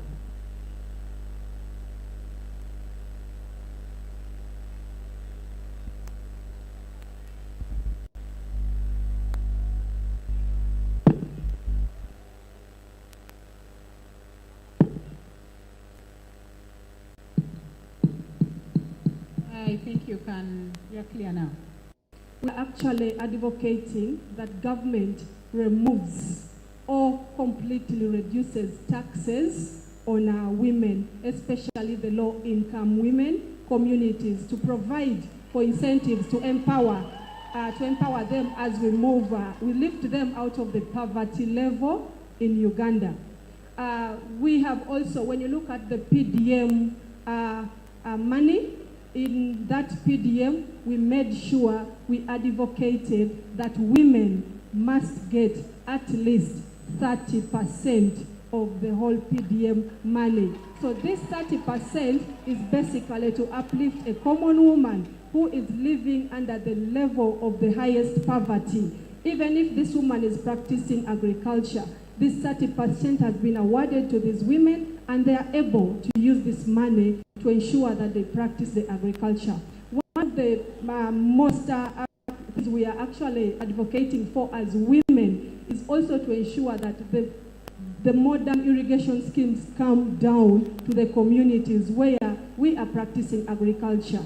And we all know that women will be able to use this water vis-a-vis the rain feed water that comes once in a while. So the irrigation schemes is underway. Whatever we are planning is actually, I am very glad for this question because it is underway. It is something within our committee of our national economy and infrastructure. We're actually handling this, that women should be able, the irrigation scheme specifically, to ensure that we manage to handle. But also there has been, complaints on the cost of having that project.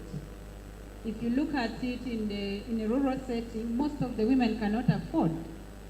There is a certain percentage that you're supposed to contribute, and there are also other conditions. You must be near a water source, and these other things that come with, having that irrigation scheme in your area. How will you ensure this really can go to every local woman who may not be able to raise probably 70% of what the irrigation scheme is demanding us for now? We are actually advocating for government to fully participate in providing this irrigation scheme. Uganda is a very rich country. We have water, and for that reason, enough water. In the last sitting when we had in our committee, we actually realized that Uganda has enough money, and it is our push to ensure that Uganda and the government ensure that each and local low-income person gets the irrigation scheme. We are actually pushing for the lowest or a free irrigation line that passes along those areas where these gardens are going to be situated. And I'm very sure we pay a lot of taxes, and that is why we are advocating for a give back to the community that cannot afford this money. The taxes we pay should be able to be used to ensure that this irrigation scheme reaches to the lowest person on ground. Thank you so much. I want to go to candidate Juliet Agonyo. As we still look at, I like how you gave us the background of your work at the council. And now when we talk about the national budget, I would like to hear from you as well on the issues of, your role in ensuring that the budget addresses the specific needs of women. And I would really wish you focus on the budgeting that goes to the health issues of the women in this country. If you went to the hospital now, you realize that it is more women who visit the hospital compared to the men. Not that the men are not sick, but women coming with children and other issues of health that affect them. And we've always had the issues of having medicines in the hospital, drug stock out. How will you ensure that the budgets that will come in will really not have those issues affected in the health facilities where the women go for medication? Thank you very much, moderator. First of all, I would like to inform the audience that women are the most vulnerable people, and we are too many. Women hold a big number in this country, and I am equally a candidate of the main hospital. We have always moved there, but the situation in the main hospital is not okay. It is alarming. When you look at the labor suit for women, you cannot want to be there. Me, when tomorrow I go to parliament, when I become a member of parliament, number one, issues of women must be addressed in health, because that is where it starts from. We have had so many women die in labor suits. We have had so many children die during the delivery, just because of lack of certain equipments in the labor suit. So me, as a member of parliament, I will advocate for more money to be put in the health sector to cater for both women and men. Just because when we all fall sick, we all go to the hospital and we desire the good treatment, quality treatment from our hospitals. Most of us pay taxes, but when you see what is in the hospital, it's not what we deserve. So therefore, government should refocus and look at the hospital, look at the health sector on how it can be improved. So for me, I will be advocating for a higher budget for the health sector. Thank you. Let me go to candidate Priscilla Apollo.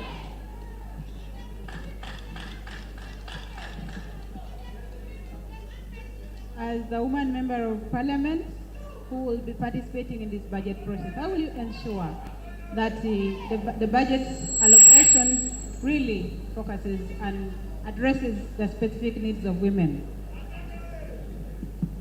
I believe the best way I would do that would be firstly to come down to the local person and actually understand the needs on ground. As a woman MP for Soroti City, it would mean, since I'm standing for these women in parliament, and I want their needs to be put in the budget while allocating for the resources.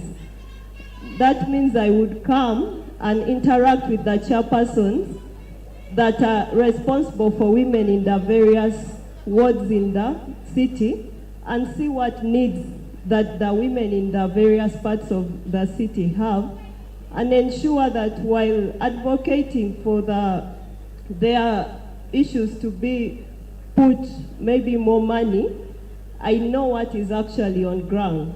Because if I just say, for health, I would want this to be allocated, or for business, without first of all interacting with them, then it would be hard for me to advocate with the knowledge of what is on ground. So that's why I would just work with the people and then advocate for more money to be allocated to women depending on the problems that we have. If it's education, maybe more scholarships. If it's health, more money for health facilities. If it's business, more money for business. If it's agriculture, then more money for agriculture. So thank you. Thank you so much.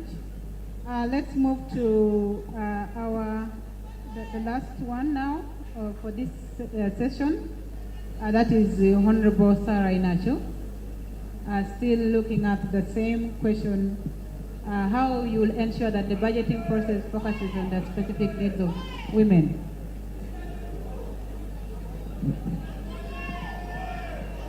Thank you very much. As earlier on highlighted in the previous submission, I will still carry it on my role as a legislator. And indeed, if I'm mandated with a task, it is basically voicing out the challenges that face women in the floor of parliament. But this can be very effective after scrutinizing those key challenges, those key problems that affect our women, such that by the time you go to represent the issues in parliament, Maybe you can highlight on a few, one or two challenges that you think you can focus on when you are doing this discussion. There's high rate of poverty, household poverty among the women of Soroti City. We also have a very big challenge in health. The women of Soroti have challenge with accessibility of good health here in Soroti. And therefore, those are among the issues that are surely lay in the floor of parliament to ensure that when there is budget allocation, those are the fundamental issues that must be addressed. And it's very possible with effective representation. Currently, the theme of the NRM is protecting our gains. Where do you think, where is this poverty coming from, especially when you look at the women? Because I believe by now we already have some gains that the women are proud of protecting. Mandatory as a legislature, you are supposed to sensitize the community. You're supposed to sensitize the women and men on the government programs, government initiatives that benefit the grassroots people. But there is a problem with leadership gap, that the people, the grassroots people, are not sensitized. They are not able to know these government programs that benefit them and makes their lives tangible. I will play my part and align my intentions with the government for my people to benefit. A case in point, we have programs like GROW that are intended to give women loans that will change their livelihood and boost up their businesses. But there's a problem with disseminating information down to the grassroots women to know the benefits and how to gain from government programs. Thank you. We shall come back to that after this session. Let me move on to the next session. Thank you. Now, you take us through. The next session is about the legislative agenda. Thank you very much. I would like to come to you, Candidate Sheila. What will be your top 3 priorities, legislative priorities for Soroti City during your term? I thank you once more, moderator. The top 3 priorities, if given the mandate to represent Soroti City in Parliament, are 1, I'll prioritize health. Soroti City is faced with the challenge of health. You get to realize that we have Soroti Referral Hospital, but we need a revamp of Soroti Referral Hospital. Our beds at the hospital cannot suit and fit the population we have to deal with Soroti City. So I would ensure that more beds and equipment, not forgetting more funding should be added such that Soroti Referral Hospital is expanded. Because Soroti Referral Hospital has been the same right from the time I was born as a child. I was actually a product of that hospital. But sometimes you get our mothers lying on the floor. We don't have enough beds.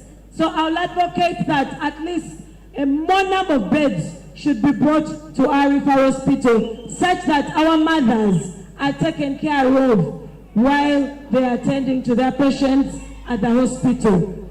This actually helps us minimize on scenarios of our attendants falling sick because they do not have proper facilities to sleep at the main hospital. I would also want to re-echo on another facility at the hospital. We don't have the fridge. The mortuary only has 1 fridge that is... Moderator, can I please proceed? The crowd. Yes,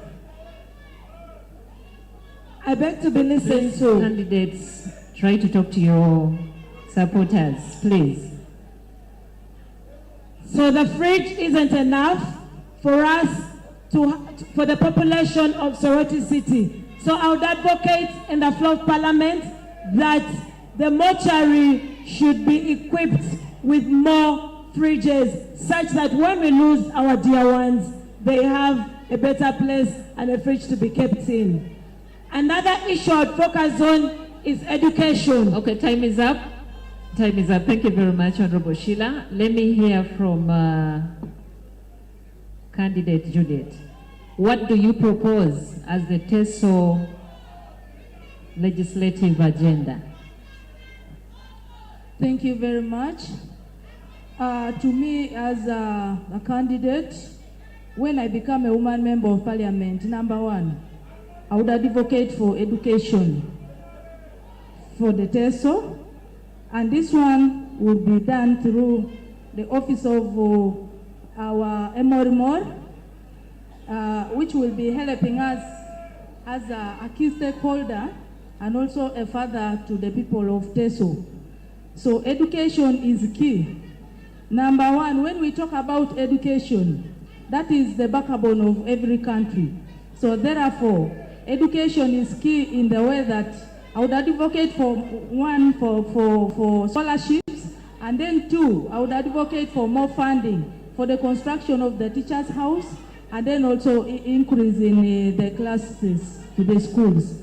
Number 2, I would go to community empowerment, that is advocating for more funding in terms of grants to these groups, because we have already established groups like for women, youth, older persons, PWDs.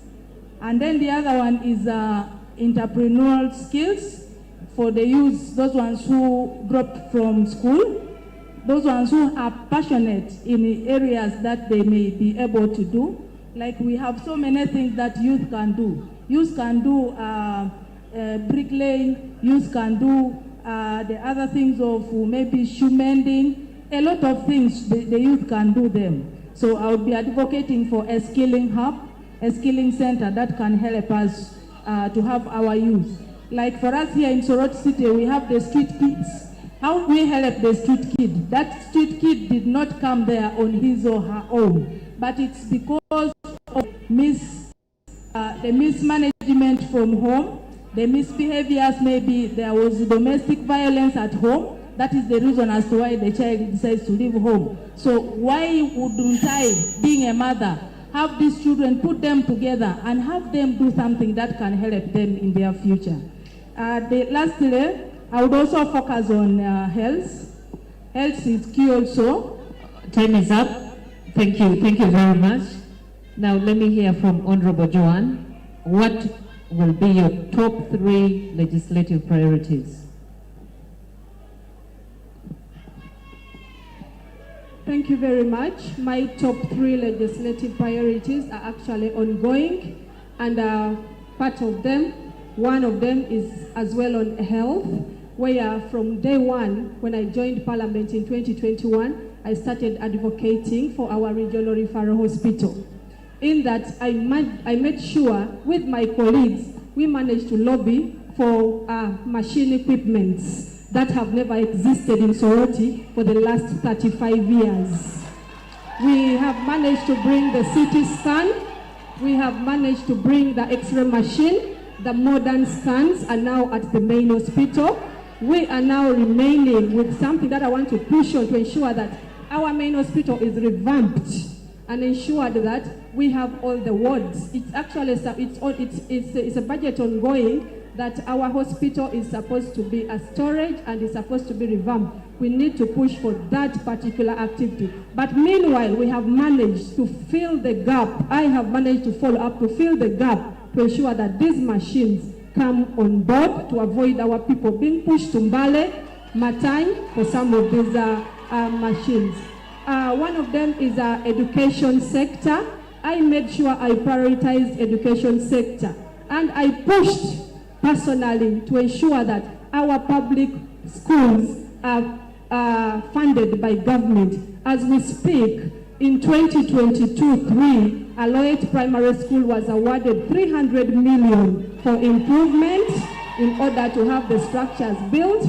As I speak, Soroti Dam has already been given as well 300 million for a facelift.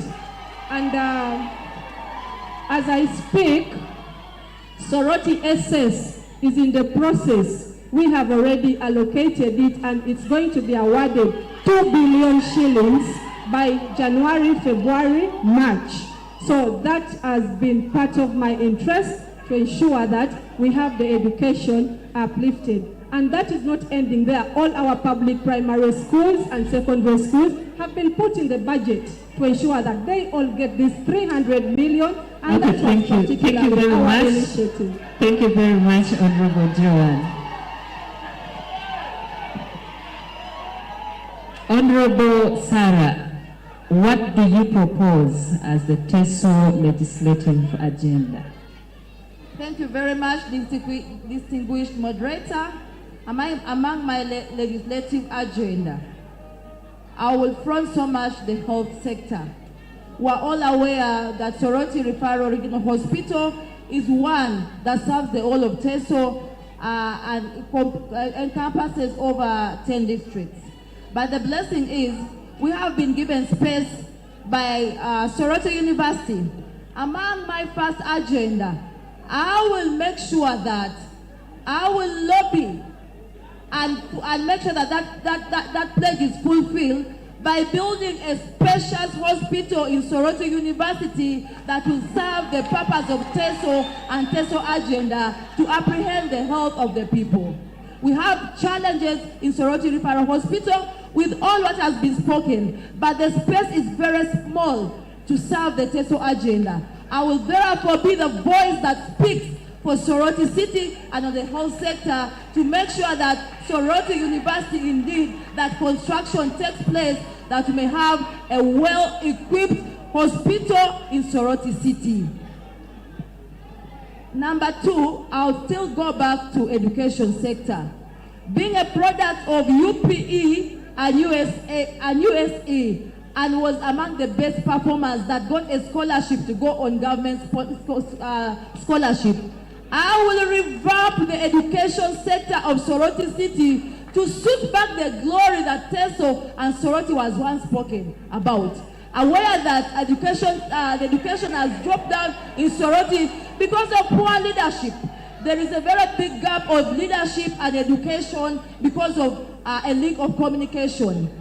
I will revamp all the UPE schools to suit the standard of comprehensive accredited schools. How will I do that? Through benchmarking. I would benchmark from other schools in Kampala. Thank you very much, Honorable Sarah. Thank you. Thank you so much, Carol. Now we get to the role of an MP of oversight. It's one of the roles. And we want to understand how you, the candidates, when you get to Parliament, how will you effectively play the oversight role? And I'll start with candidate Juliet Agonyo. How will you effectively carry out the oversight role as a member of Parliament in Soroti City? Thank you very much, our dear moderator. One, let me take you through the roles of a member of Parliament. One is representation, two is appropriation, which we are done, and then finally there is an oversight role. For us as politicians, as leaders, the law mandates us, after you are done with the passing policies, your work is to monitor and make sure that all the activities, all the projects that you passed as council or as Parliament are implemented to date. So therefore, me as Agonyo Juliet, when I become a member of Parliament, how I will be doing my oversight role. One, the law allows me to come, have engagement with technical people together with the politicians of the lower local level, look at all the activities, because one, I sit, being an MP, you are an ex-official of your local government. So meaning by the time you're seated there as an ex-official, you are able to recognize and also appreciate the efforts that all whatever council passed has been duly done. And then two, you have also to update, me as a member of Parliament, I have to update the local council that I represent of the bills that we have passed as Parliament and those ones that are in the processes. So that will be my work as I do my oversight role. Thank you. That will be your work. But then, Soroti City is what you understand very well. How effective, what kind of oversight will you do to ensure Soroti City performs better? The oversight role that I will be doing is that our projects are, the projects that government gives are done in a good way, according to the BOQs. Two, I'll make sure that all the money has been exhausted into the projects that the government has injected money in. Thank you. Candidate Amulo, how effective will you ensure that the oversight role of an MP produces results in Soroti City? I thank you very much, moderator. Allow me first go through the roles of a member of Parliament. One of them is representation, law and policy making, and then legislature and the oversight role. not forgetting budgeting and the planning and budgeting appropriation. What will be my role of oversight? One is holding the executive accountable. The executive is supposed to be accountable to the people, and that is the role that I'll play by holding them accountable to us, the people. The second point I would want to do is conducting investigations. What do I mean by conducting investigations?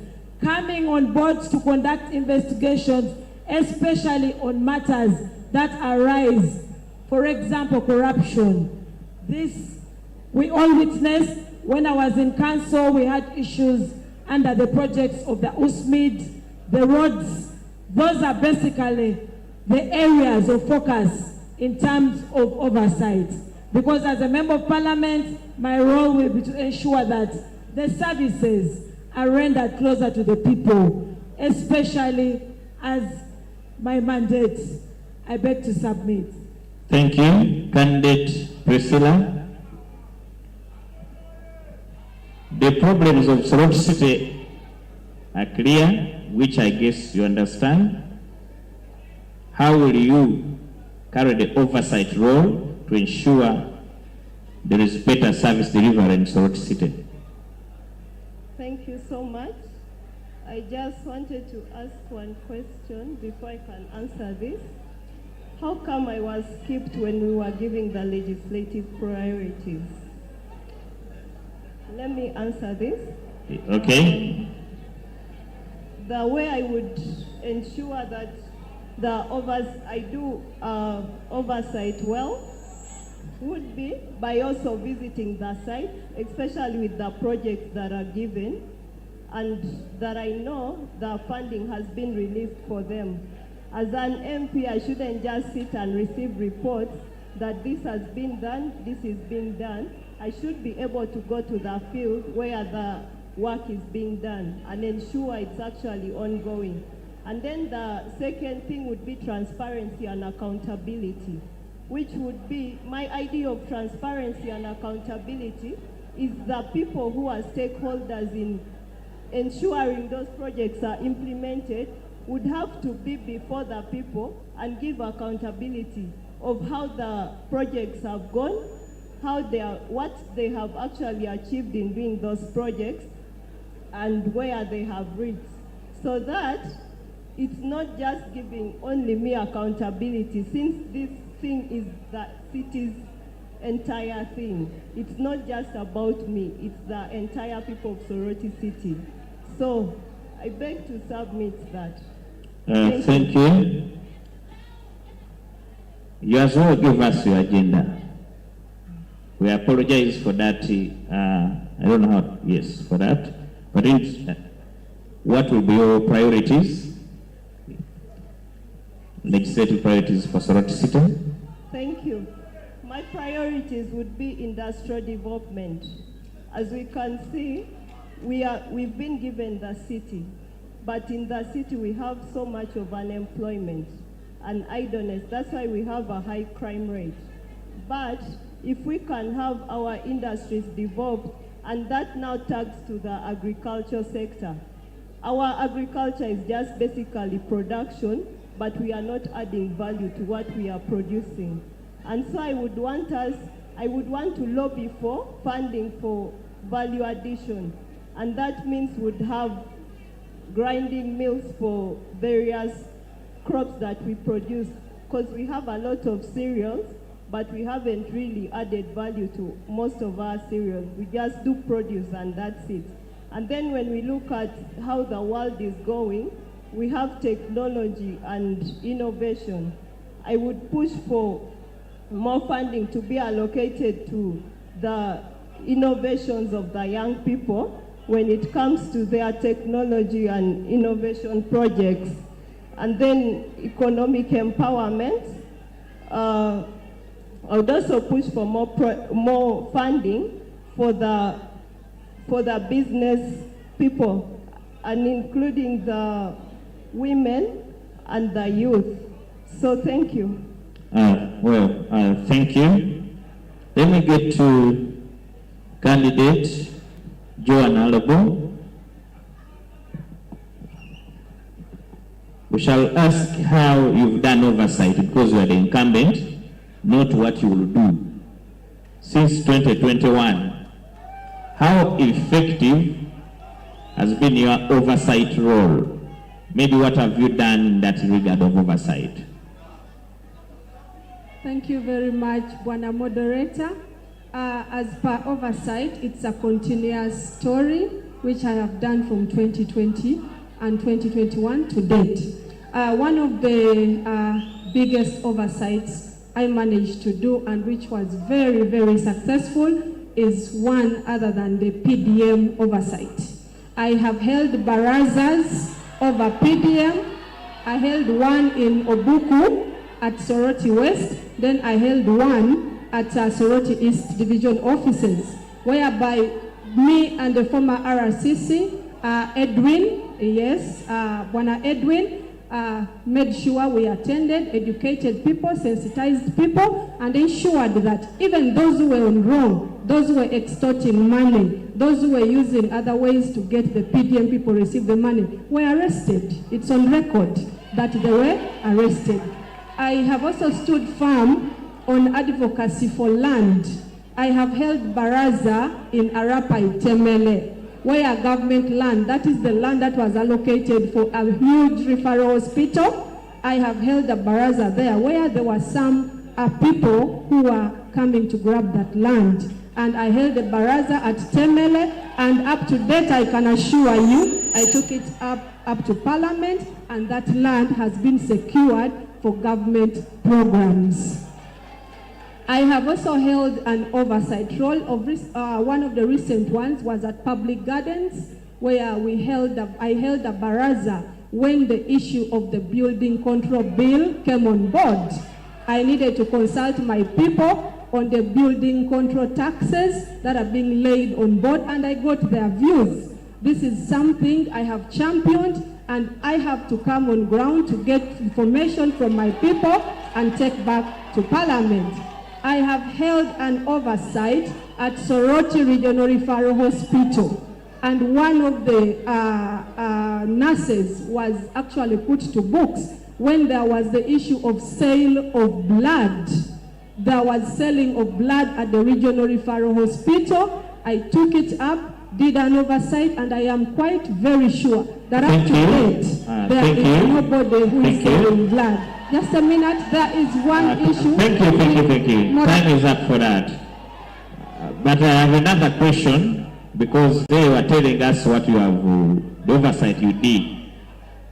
When you look at the state of Soroti State Council, how do you plan to do effective oversight to have better service delivery at Soroti State Council? Thank you very much. And I must appreciate you for this question. How I plan to do oversight, that is in the next 5 years. And it is a continuous process. I have done oversight on roads. As we speak, I am the chairperson of the Roads Committee in Soroti City. And we have done oversight on roads. One of the notable ones is a Jenna Road, which was constructed, and I followed it up. We have made sure it is into completion. I also plan to do oversight. That issue of Morapesul Primary School land came up of recent, and I followed it up with the baraza also to do an oversight. And that is particularly in the city. I plan to follow up the Morapesul Primary School land to ensure that the school regains back its land, so that we use it for the development of the city. Yes, those are follow-ups, very beautiful, but there's a word effective, for us to get effective service delivery. For us to get effective service delivery is to ensure that we increase our tax base. Local revenue in Soroti has been used in a wrong way, and I am following up, and I will still follow up. If we reduce the lost revenue in Soroti City, then we shall have good local revenue which we can use for other effective developments. We have tendering services in Soroti City, and that is where we can effectively follow up to ensure that we do not lose money. I want to give you a scenario, if time allows. Thank you. No, thank you. Let me get to candidate Sarah Inachu. Candidate Sarah, Soroti City has a number of issues which require you as a member of parliament, if elected, to follow up so that we have effective service delivery, to supervise. And the member of parliament is an ex-officio in council. How do you plan to be more effective, maybe better than what Joanna Lobo has done in oversight? Thank you very much. Mandatory MPs monitor government activities, including the use of public funds, and demand accountability from the executive through questioning the respective people. For example, even ministers, they even have a right to summon officials to committee, ensuring that transparency is demonstrated. So if I'm given the mandate as a member of parliament, Soroti City, my oversight role so much will be focused on supervision. Aware that there are very many government programs that are geared towards improvement of the local people. But how are those programs supervised? Are we sure that those projects reach the intended groups of people in the community? So my role will be to supervise and ensure that those projects reach the grassroots people and they benefit from the government programs. I will also try to ensure that there's implementation. Very many times we have had issues where the executive and the MP clash over mishandlement of money because of corruption. There is lack of implementation of intended funds meant to benefit the local people. But as a transparent member of parliament, I will make it incumbent upon me to ensure that there is truly implementation of projects and benefits. And that's the question. How? That's the question now. How will you ensure? Through follow-ups, following up to the grassroots and assessing whether those projects have reached the grassroots beneficiary from the ground. I can give you a scenario of very many government programs that even the ears of Soroti City do not know about. Ask an ordinary woman about a program called WHIP. They don't know about it, they're not knowledgeable. Just because there is no one to sensitize them about such programs that benefit them and make their livelihood transform. Thank you. Now, we are left with about only 2 sessions to call it. We have the questions that will come from the audience. And write your question on a paper and your name. We shall vet the questions before they are asked.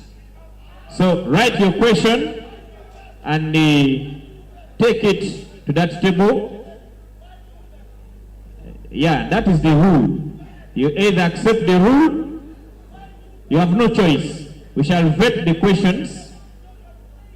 If you write a personal question, abusive questions, we shall vet the questions. Write and present it to that table. But for now, I will start with, yes, you have the microphone, candidate Sarah Inachu. Any question you have for your colleague, any of your colleagues, you have the right to ask only one person.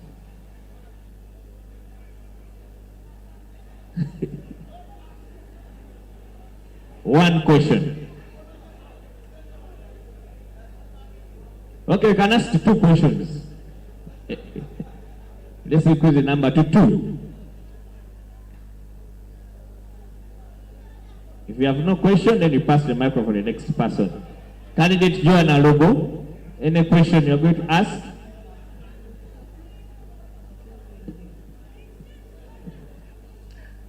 Thank you very much, Bwana Moderator. You said 2 questions at least. One question is to all my sisters. How are you ready to support me when I am elected the next woman member of parliament in Soroti City.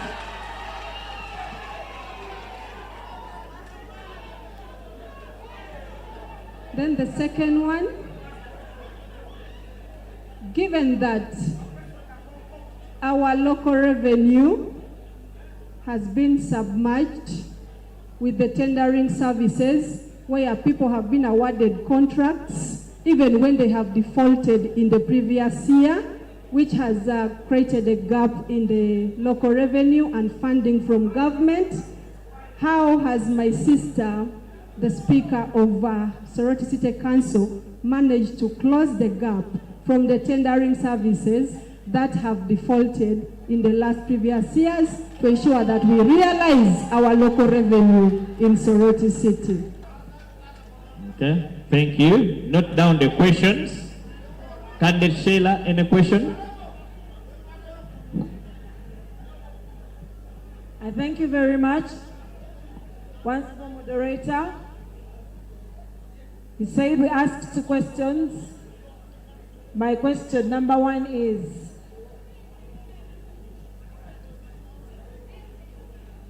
to my sisters, you know, we are all in the race. How would you imagine if tomorrow I made it as the woman member of parliament for Soroti City? Would you all support me? The second question is, previously I was in Soroti Municipal Council. How best are we going to manage in terms of revenue collection? How are we going to manage to generate enough revenue such that our city is developed? Because I am aware that there is already a gap in local revenue raising. Candidate Sheila, you know clearly you are a deputy speaker that the question you're asking is for mayoral candidate, not a woman MP candidate. No, a woman member of I beg your pardon, moderator. The question you're asking needs us to call Paul Romero who's in the audience to answer. Not for a woman MP candidate. No, I want to respond on that. I was in council, a woman member of parliament is an ex-official in council. Exactly. Yes. And you know what ex-officials are. The question you're asking is for mayoral candidate, not a woman MP candidate. Okay, then let's go with the first question. All right. But I beg to really insist on local revenue, because local revenue is, we generate local revenue through our people paying taxes. So that's the reason as to why I was asking that question. But since you've insisted, I rest my case. I thank you very much. Priscilla, candidate, any question further of your colleagues? Thank you. My question goes to the incumbents. I would like to first... A little louder. I said, thank you. My question goes to the incumbents. I would firstly like to thank her for serving us all these 5 years.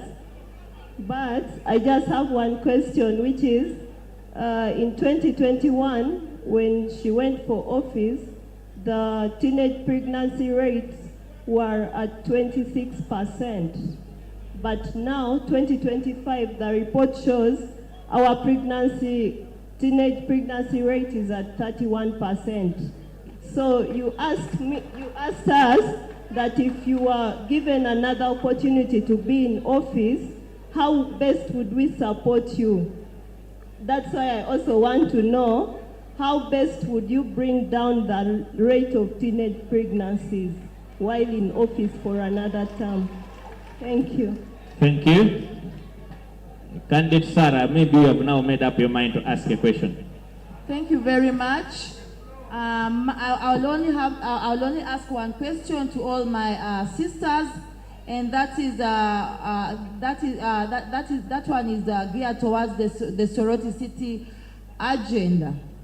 If one of you is given the mandate to be the woman member of parliament, Soroti City 2026, how best can you revamp the status of Soroti city to suit in the city status, to replicate its definition as a city. Which strategy will you have? All right, thank you. Candidate Joanna Lobo, let's have your responses. You have 3 minutes to respond. I've not asked. Oh, okay. Okay, thank you very much, moderator. I want to ask my sister, who is our woman member of parliament. In 2021, when you were campaigning, you did tell the population, you did tell the people of Soroti City that when you elect me into office, I am going to make sure that the 18% taxes charged in water bills will be scrapped. How far have you gone with that issue? Secondly, you have bought for us water bowser, you have bought for us tents and chairs. We appreciate you so much for that. May I know from you, are those things having or written in the name of the constituency, or they hold your name? Because when you buy for someone something, that something has to belong to that person. Does the water bowser and the chairs and the tents, does it read that this is for the people of Soroti City? I thank you. Thank you. Let's have the responses.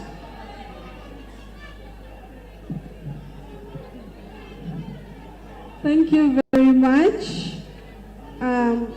Thank you very much for the questions, colleagues, and I appreciate the questions. One of them is how best would I bring down the teenage pregnancy in Soroti City. Teenage pregnancy is an overall situation that is affecting the whole Uganda.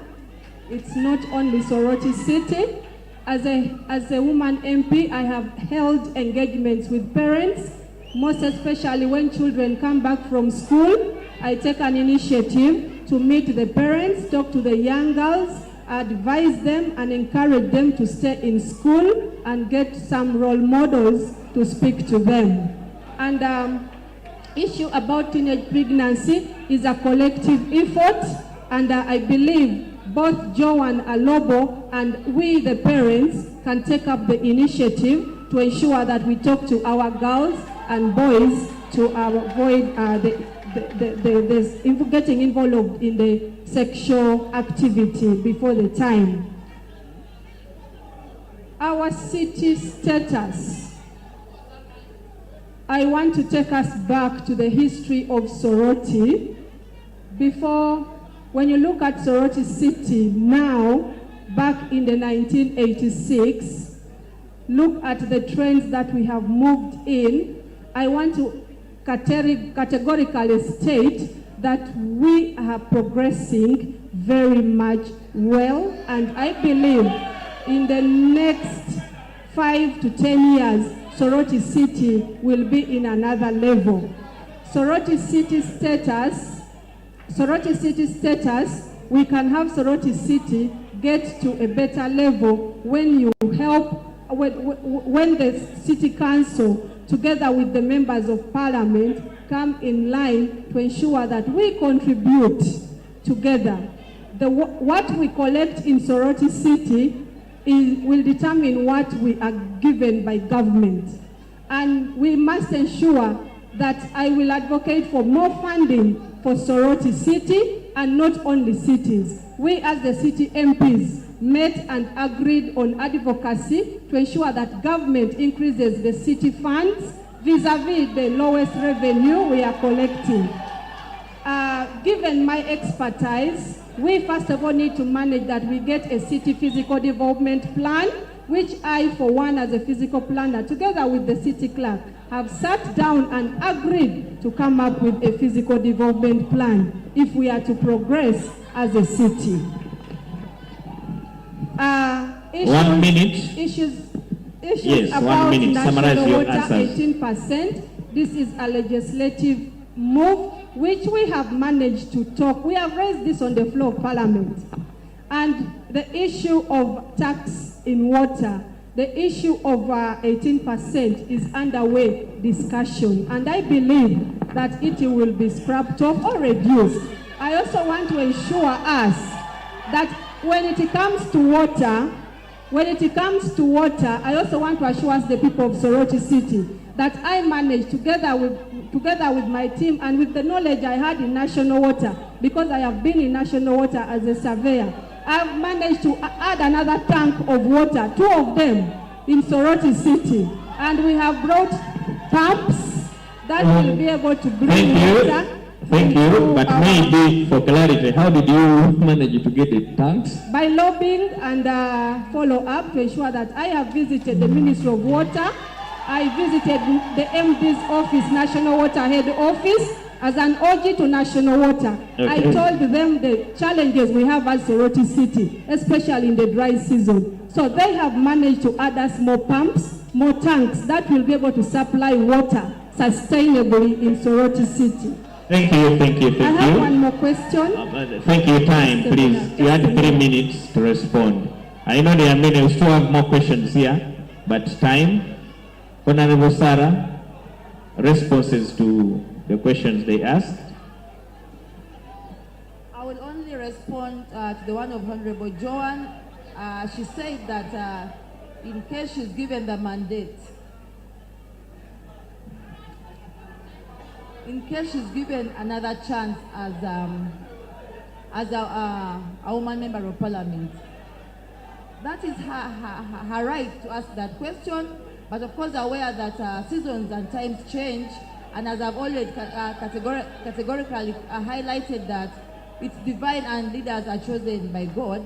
If it's true, and if it's the will of the people and God that she's chosen back as a member of Parliament, my work will just to keep reminding her of some roles that she should really deliberate, because aware that there are a number of gaps in Soroti City. The number of gaps that surely should be bridged. We have highlighted health sector, we have highlighted education level, the garbage system in Soroti is so alarming and ashamed. The streets are not organized.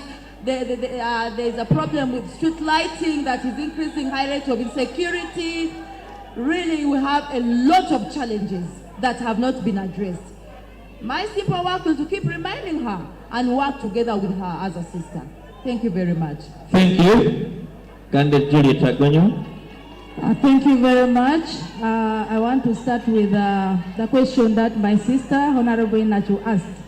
That if given the mandate, how will you do things to make sure that the Soroti City regains its glory? First of all, I want to inform the audience that government, when we were given city status, government did promise that all the cities get a startup capital of 5 billion. Members, up to today, government has never given us the 5 billion. So I am going to be one of those who is going to raise this in the floor of Parliament to ask government to give the cities the 5 billion for development. And then secondly, I was asked by the Honorable Joan about the local revenue. Members, our audience, I want to inform us that for us as Soroti City, we are at the center. But the division are the collection centers. All local revenues is collected at the divisions. All certificates of compliance are given at the division. So meaning, if there is any leakage, if there is any connivance, if there is anything to do with the not being honest, it should be the divisions. Because the division is supposed to give us a full detail of the contractor, the performance, how the person has performed. It's supposed to give to the procurement, such that such a person is terminated, the contract is not given to such people.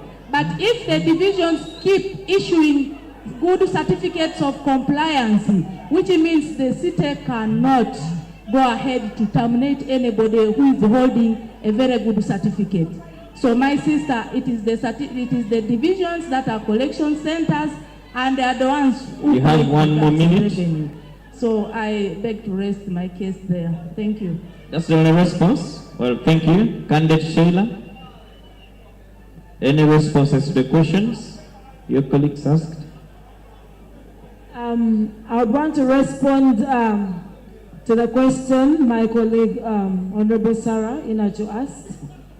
I would want to re-echo my voice and say that Soroti City is faced with a number of challenges that are cited out, my sister had cited out earlier on, but I would want to focus more on the young people and the street kids. What would I mean to say here? The street kids are actually loitering in Soroti City. That's one of the issues that would need to address urgently if given the mandate to go to Parliament by putting them in a rehabilitation center. I would also want to focus on women empowerment. Women would be advocated, I would advocate that we support them by giving them seed capital or money into their circles, such that they can borrow from these circles, and at the end of the day, their families are bettered. I would also want to talk about the infrastructure.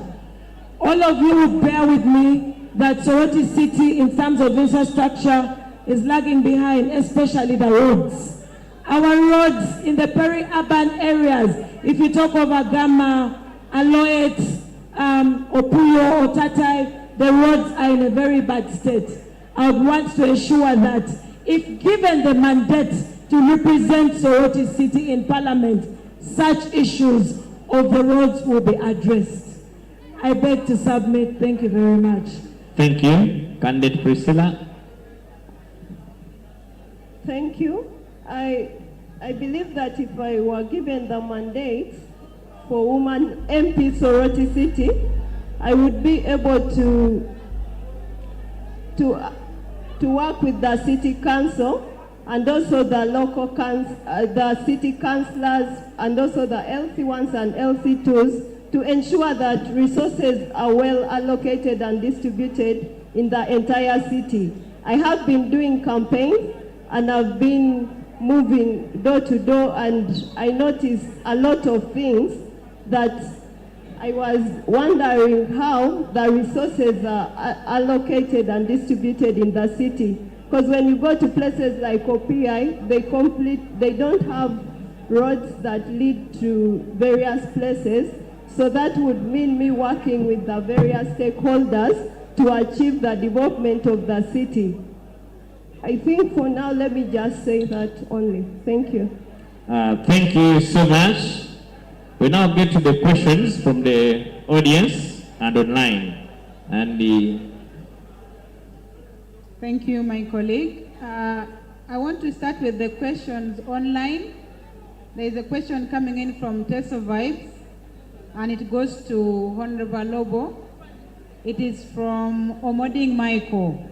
How will you handle the issues of water crisis in Soroti?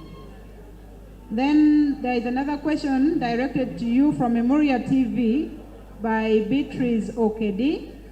It's asking, how will you fight corruption in Soroti City? Those are questions from the online. And then we have questions that have come in from the audience.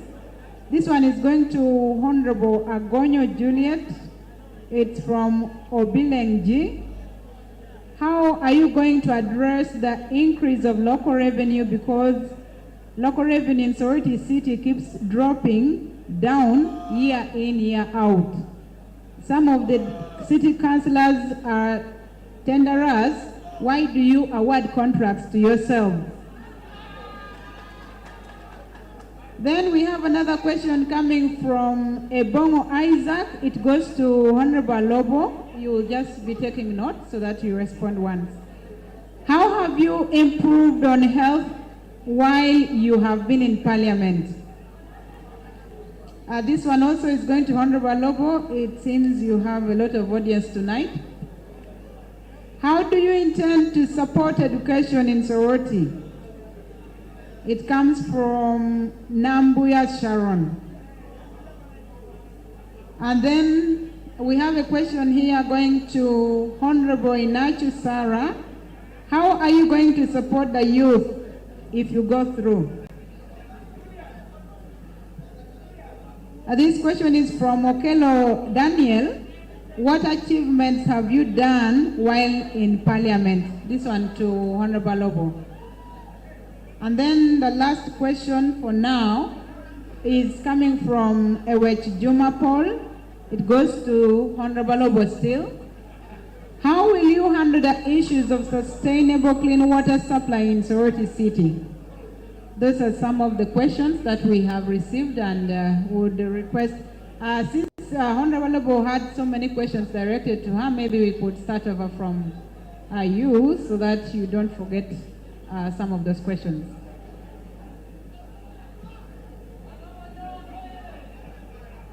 Honorable, please. Thank you very much for the wonderful questions. I want to thank the audience for this. How will you handle the issue of water crisis in Soroti City? The issue of water crisis is already being handled. Just like I said, we received 2 big modern new pumps that are in Emuria currently. I personally took the initiative to look at them. And the 2 more big tanks at the mountain, we can all see them. That is all engineered to a water crisis. The water crisis we are facing currently is because we are using 1 pump, and the trenching is ongoing. And this must obviously be followed by a water interruption. But as a leader, I am following it up with the national water community, being an OG. The 2 pumps will make us have water flow overnight, 24 hours a day. Okay, thank you. How will you, next question? How will you fight corruption in Soroti City? Corruption is a big animal that is eating all of us. I have, through my leadership in the last 5 years, tried my level best. When I entered Soroti City in 2021, I followed up the issue of where money is going in Soroti City. I realized the money that comes to Soroti City, if it is to be put in the activity, out of 100%, 80% is being used for other things, possibly eaten, and only 20% is put in the activities. I want to assure you that every money we have received in Soroti City from 2021, being part of the chairperson of the roads committee and many others, and also being an ex-official, I have managed to follow up who is eating this money. I personally wrote to the town clerk several times, and as we speak, if you're to follow up, when we receive 1 billion, at least 1% is being eaten, 99% is being put to activity. Have you been able to recover any?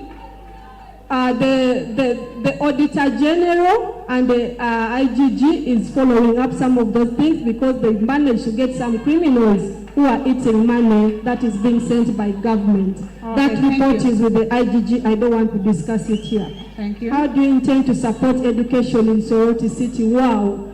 I just cleared out some of the support. I don't know whether this is personal support or lobbying from government, but on the bit of lobbying, I have managed to lobby from some of our schools where I said Pioneer Soroti SS will be receiving 2 billion anytime from today for a facelift. We have managed to bring for a Lloyd, them and many others are coming. Also, not forgetting Teso College. We, by the way, we have a modern swimming pool in Teso College that is going to cover the whole East Africa in this after it is done. But also on the personal initiative, I have managed to get some scholarships for some of our hardly children who are not able to pay school fees. And from senior 1 to senior 4, I have a total of 382. And from senior 5 to senior 6, I have a total of 98. And from university, I have 2 scholarship universities that have offered me a scholarship. that is St. Lawrence and St. Peter's, and we have 141 children in that university. Achievements I have done since Parliament are so many. The people down can talk about it.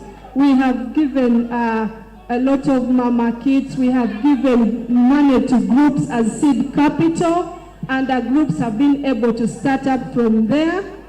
Okay, let's move to Honorable Sarah Inachu.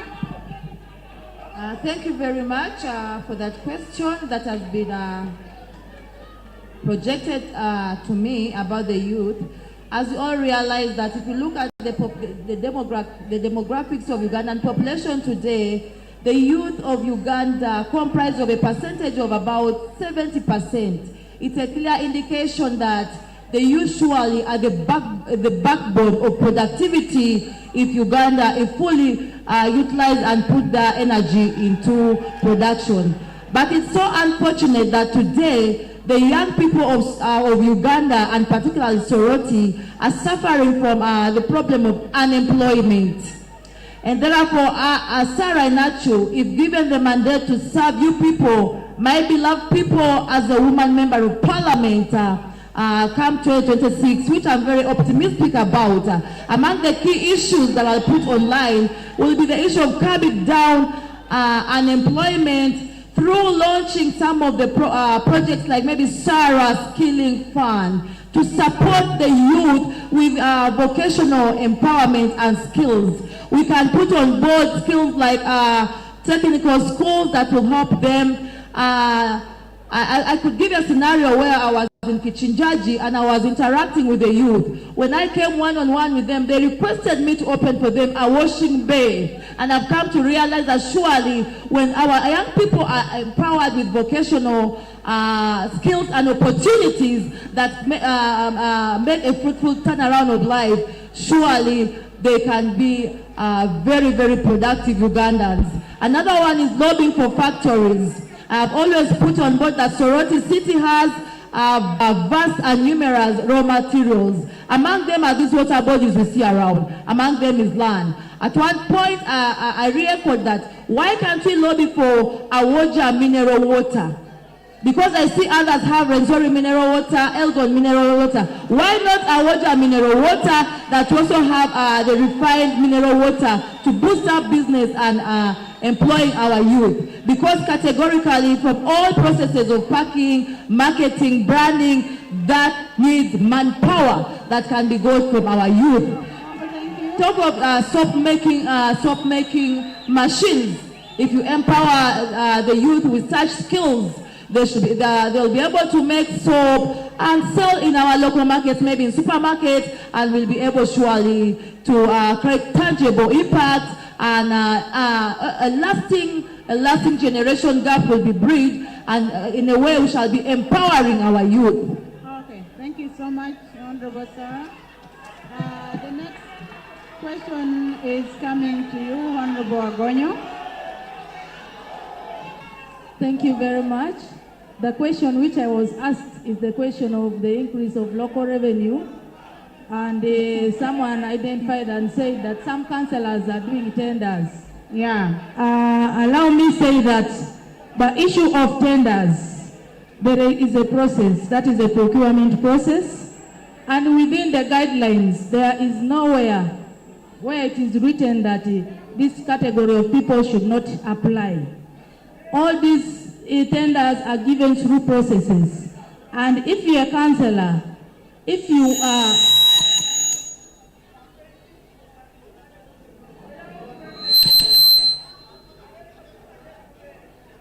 a councillor and you have a company which is active, which has got a good record in regards to payments of revenue to government, which means you qualify to get the what? The contract. But now there is automation of revenue.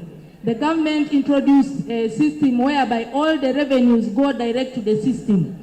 Officers no longer receive cash at source, but it is you, the owner of the tender, you who is doing a business, a trader, you get a number, a TIN, a PRO number, a PRN number, and then you go to the system, you pay the money direct, it goes to Kampala to the consolidated account. And that is how our revenue has been managed. Thank you so much. I think we've exhausted the question.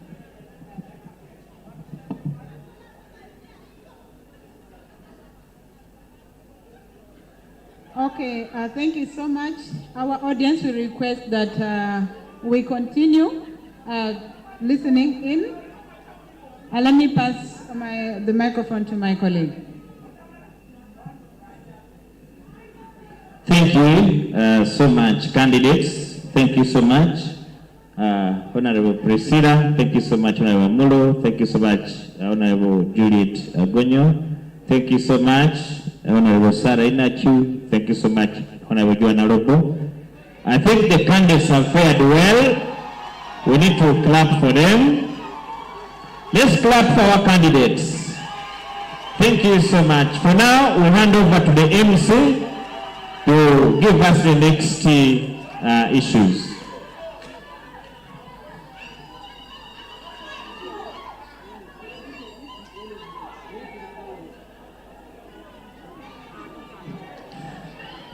Are we together? Are we happy? Thank you. You all look remarkably beautiful. Let's give a round of applause for these senior ladies and gentlemen. Hey, go slow. I want to say 2 or 3 things. Number 1, thank you very much for being patient. Number 2, to the very noble women behind me, you have been very good. A division is certainly at Soroti City. They will decide. I want to say thank you to all of you who came through. May God bless you abundantly. I also want to say thank you to TESO journalists for community empowerment. NBS TV,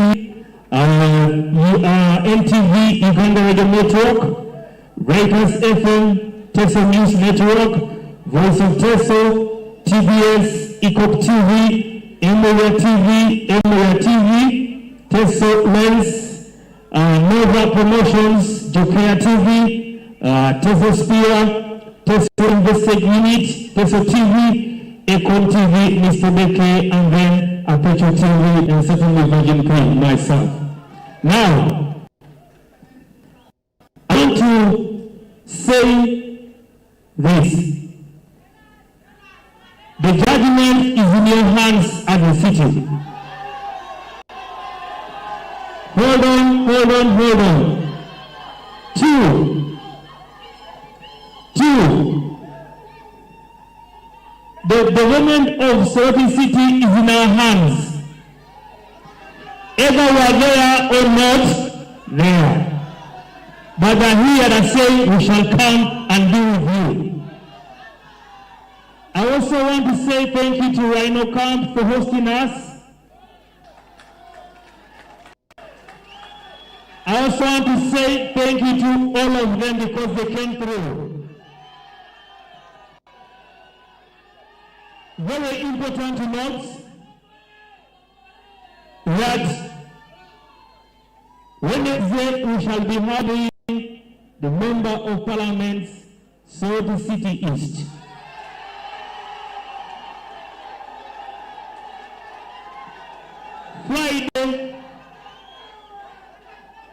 Friday, we shall be doing Members of Parliament, Soroti City West.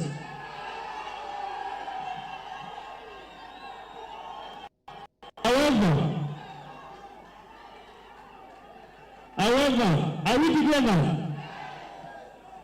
If we make this a rally, we shall miss something. We shall miss the information. Like said earlier on, that Soroti City is no longer about color, but who will propel Soroti City into development. And finally, the ambulance will make noise for a poor man and a rich man the same level. You understand? If you mess it up, it will be whoa, whoa, whoa. If you mess up, it's a whoa, whoa. So, it is in your hands. We love you so much. God bless you. See you when you can't avoid us. We are going to ask the very honorable ladies to stand up. We want to have a photo moment right about here. Meanwhile, politics, just a moment. I want to say thank you to my moderators here. The man against women, he's feeling cold over the women next to him. I wonder why. This is so nice.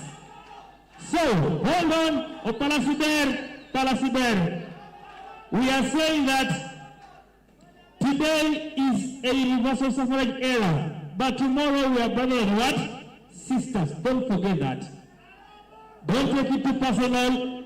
Can we disagree logically and principally? And the world is ours for good of my country. Kodak moment here. Let's come up for Kodak moments. My members, please come through. We are here. Thank you.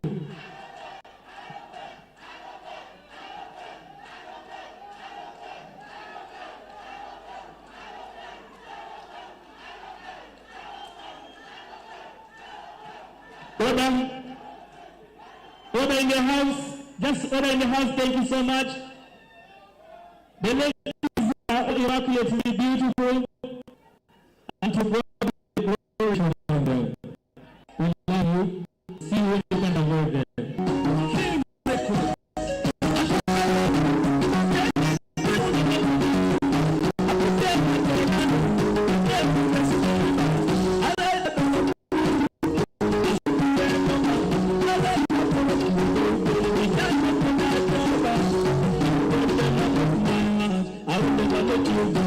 I'm gonna give you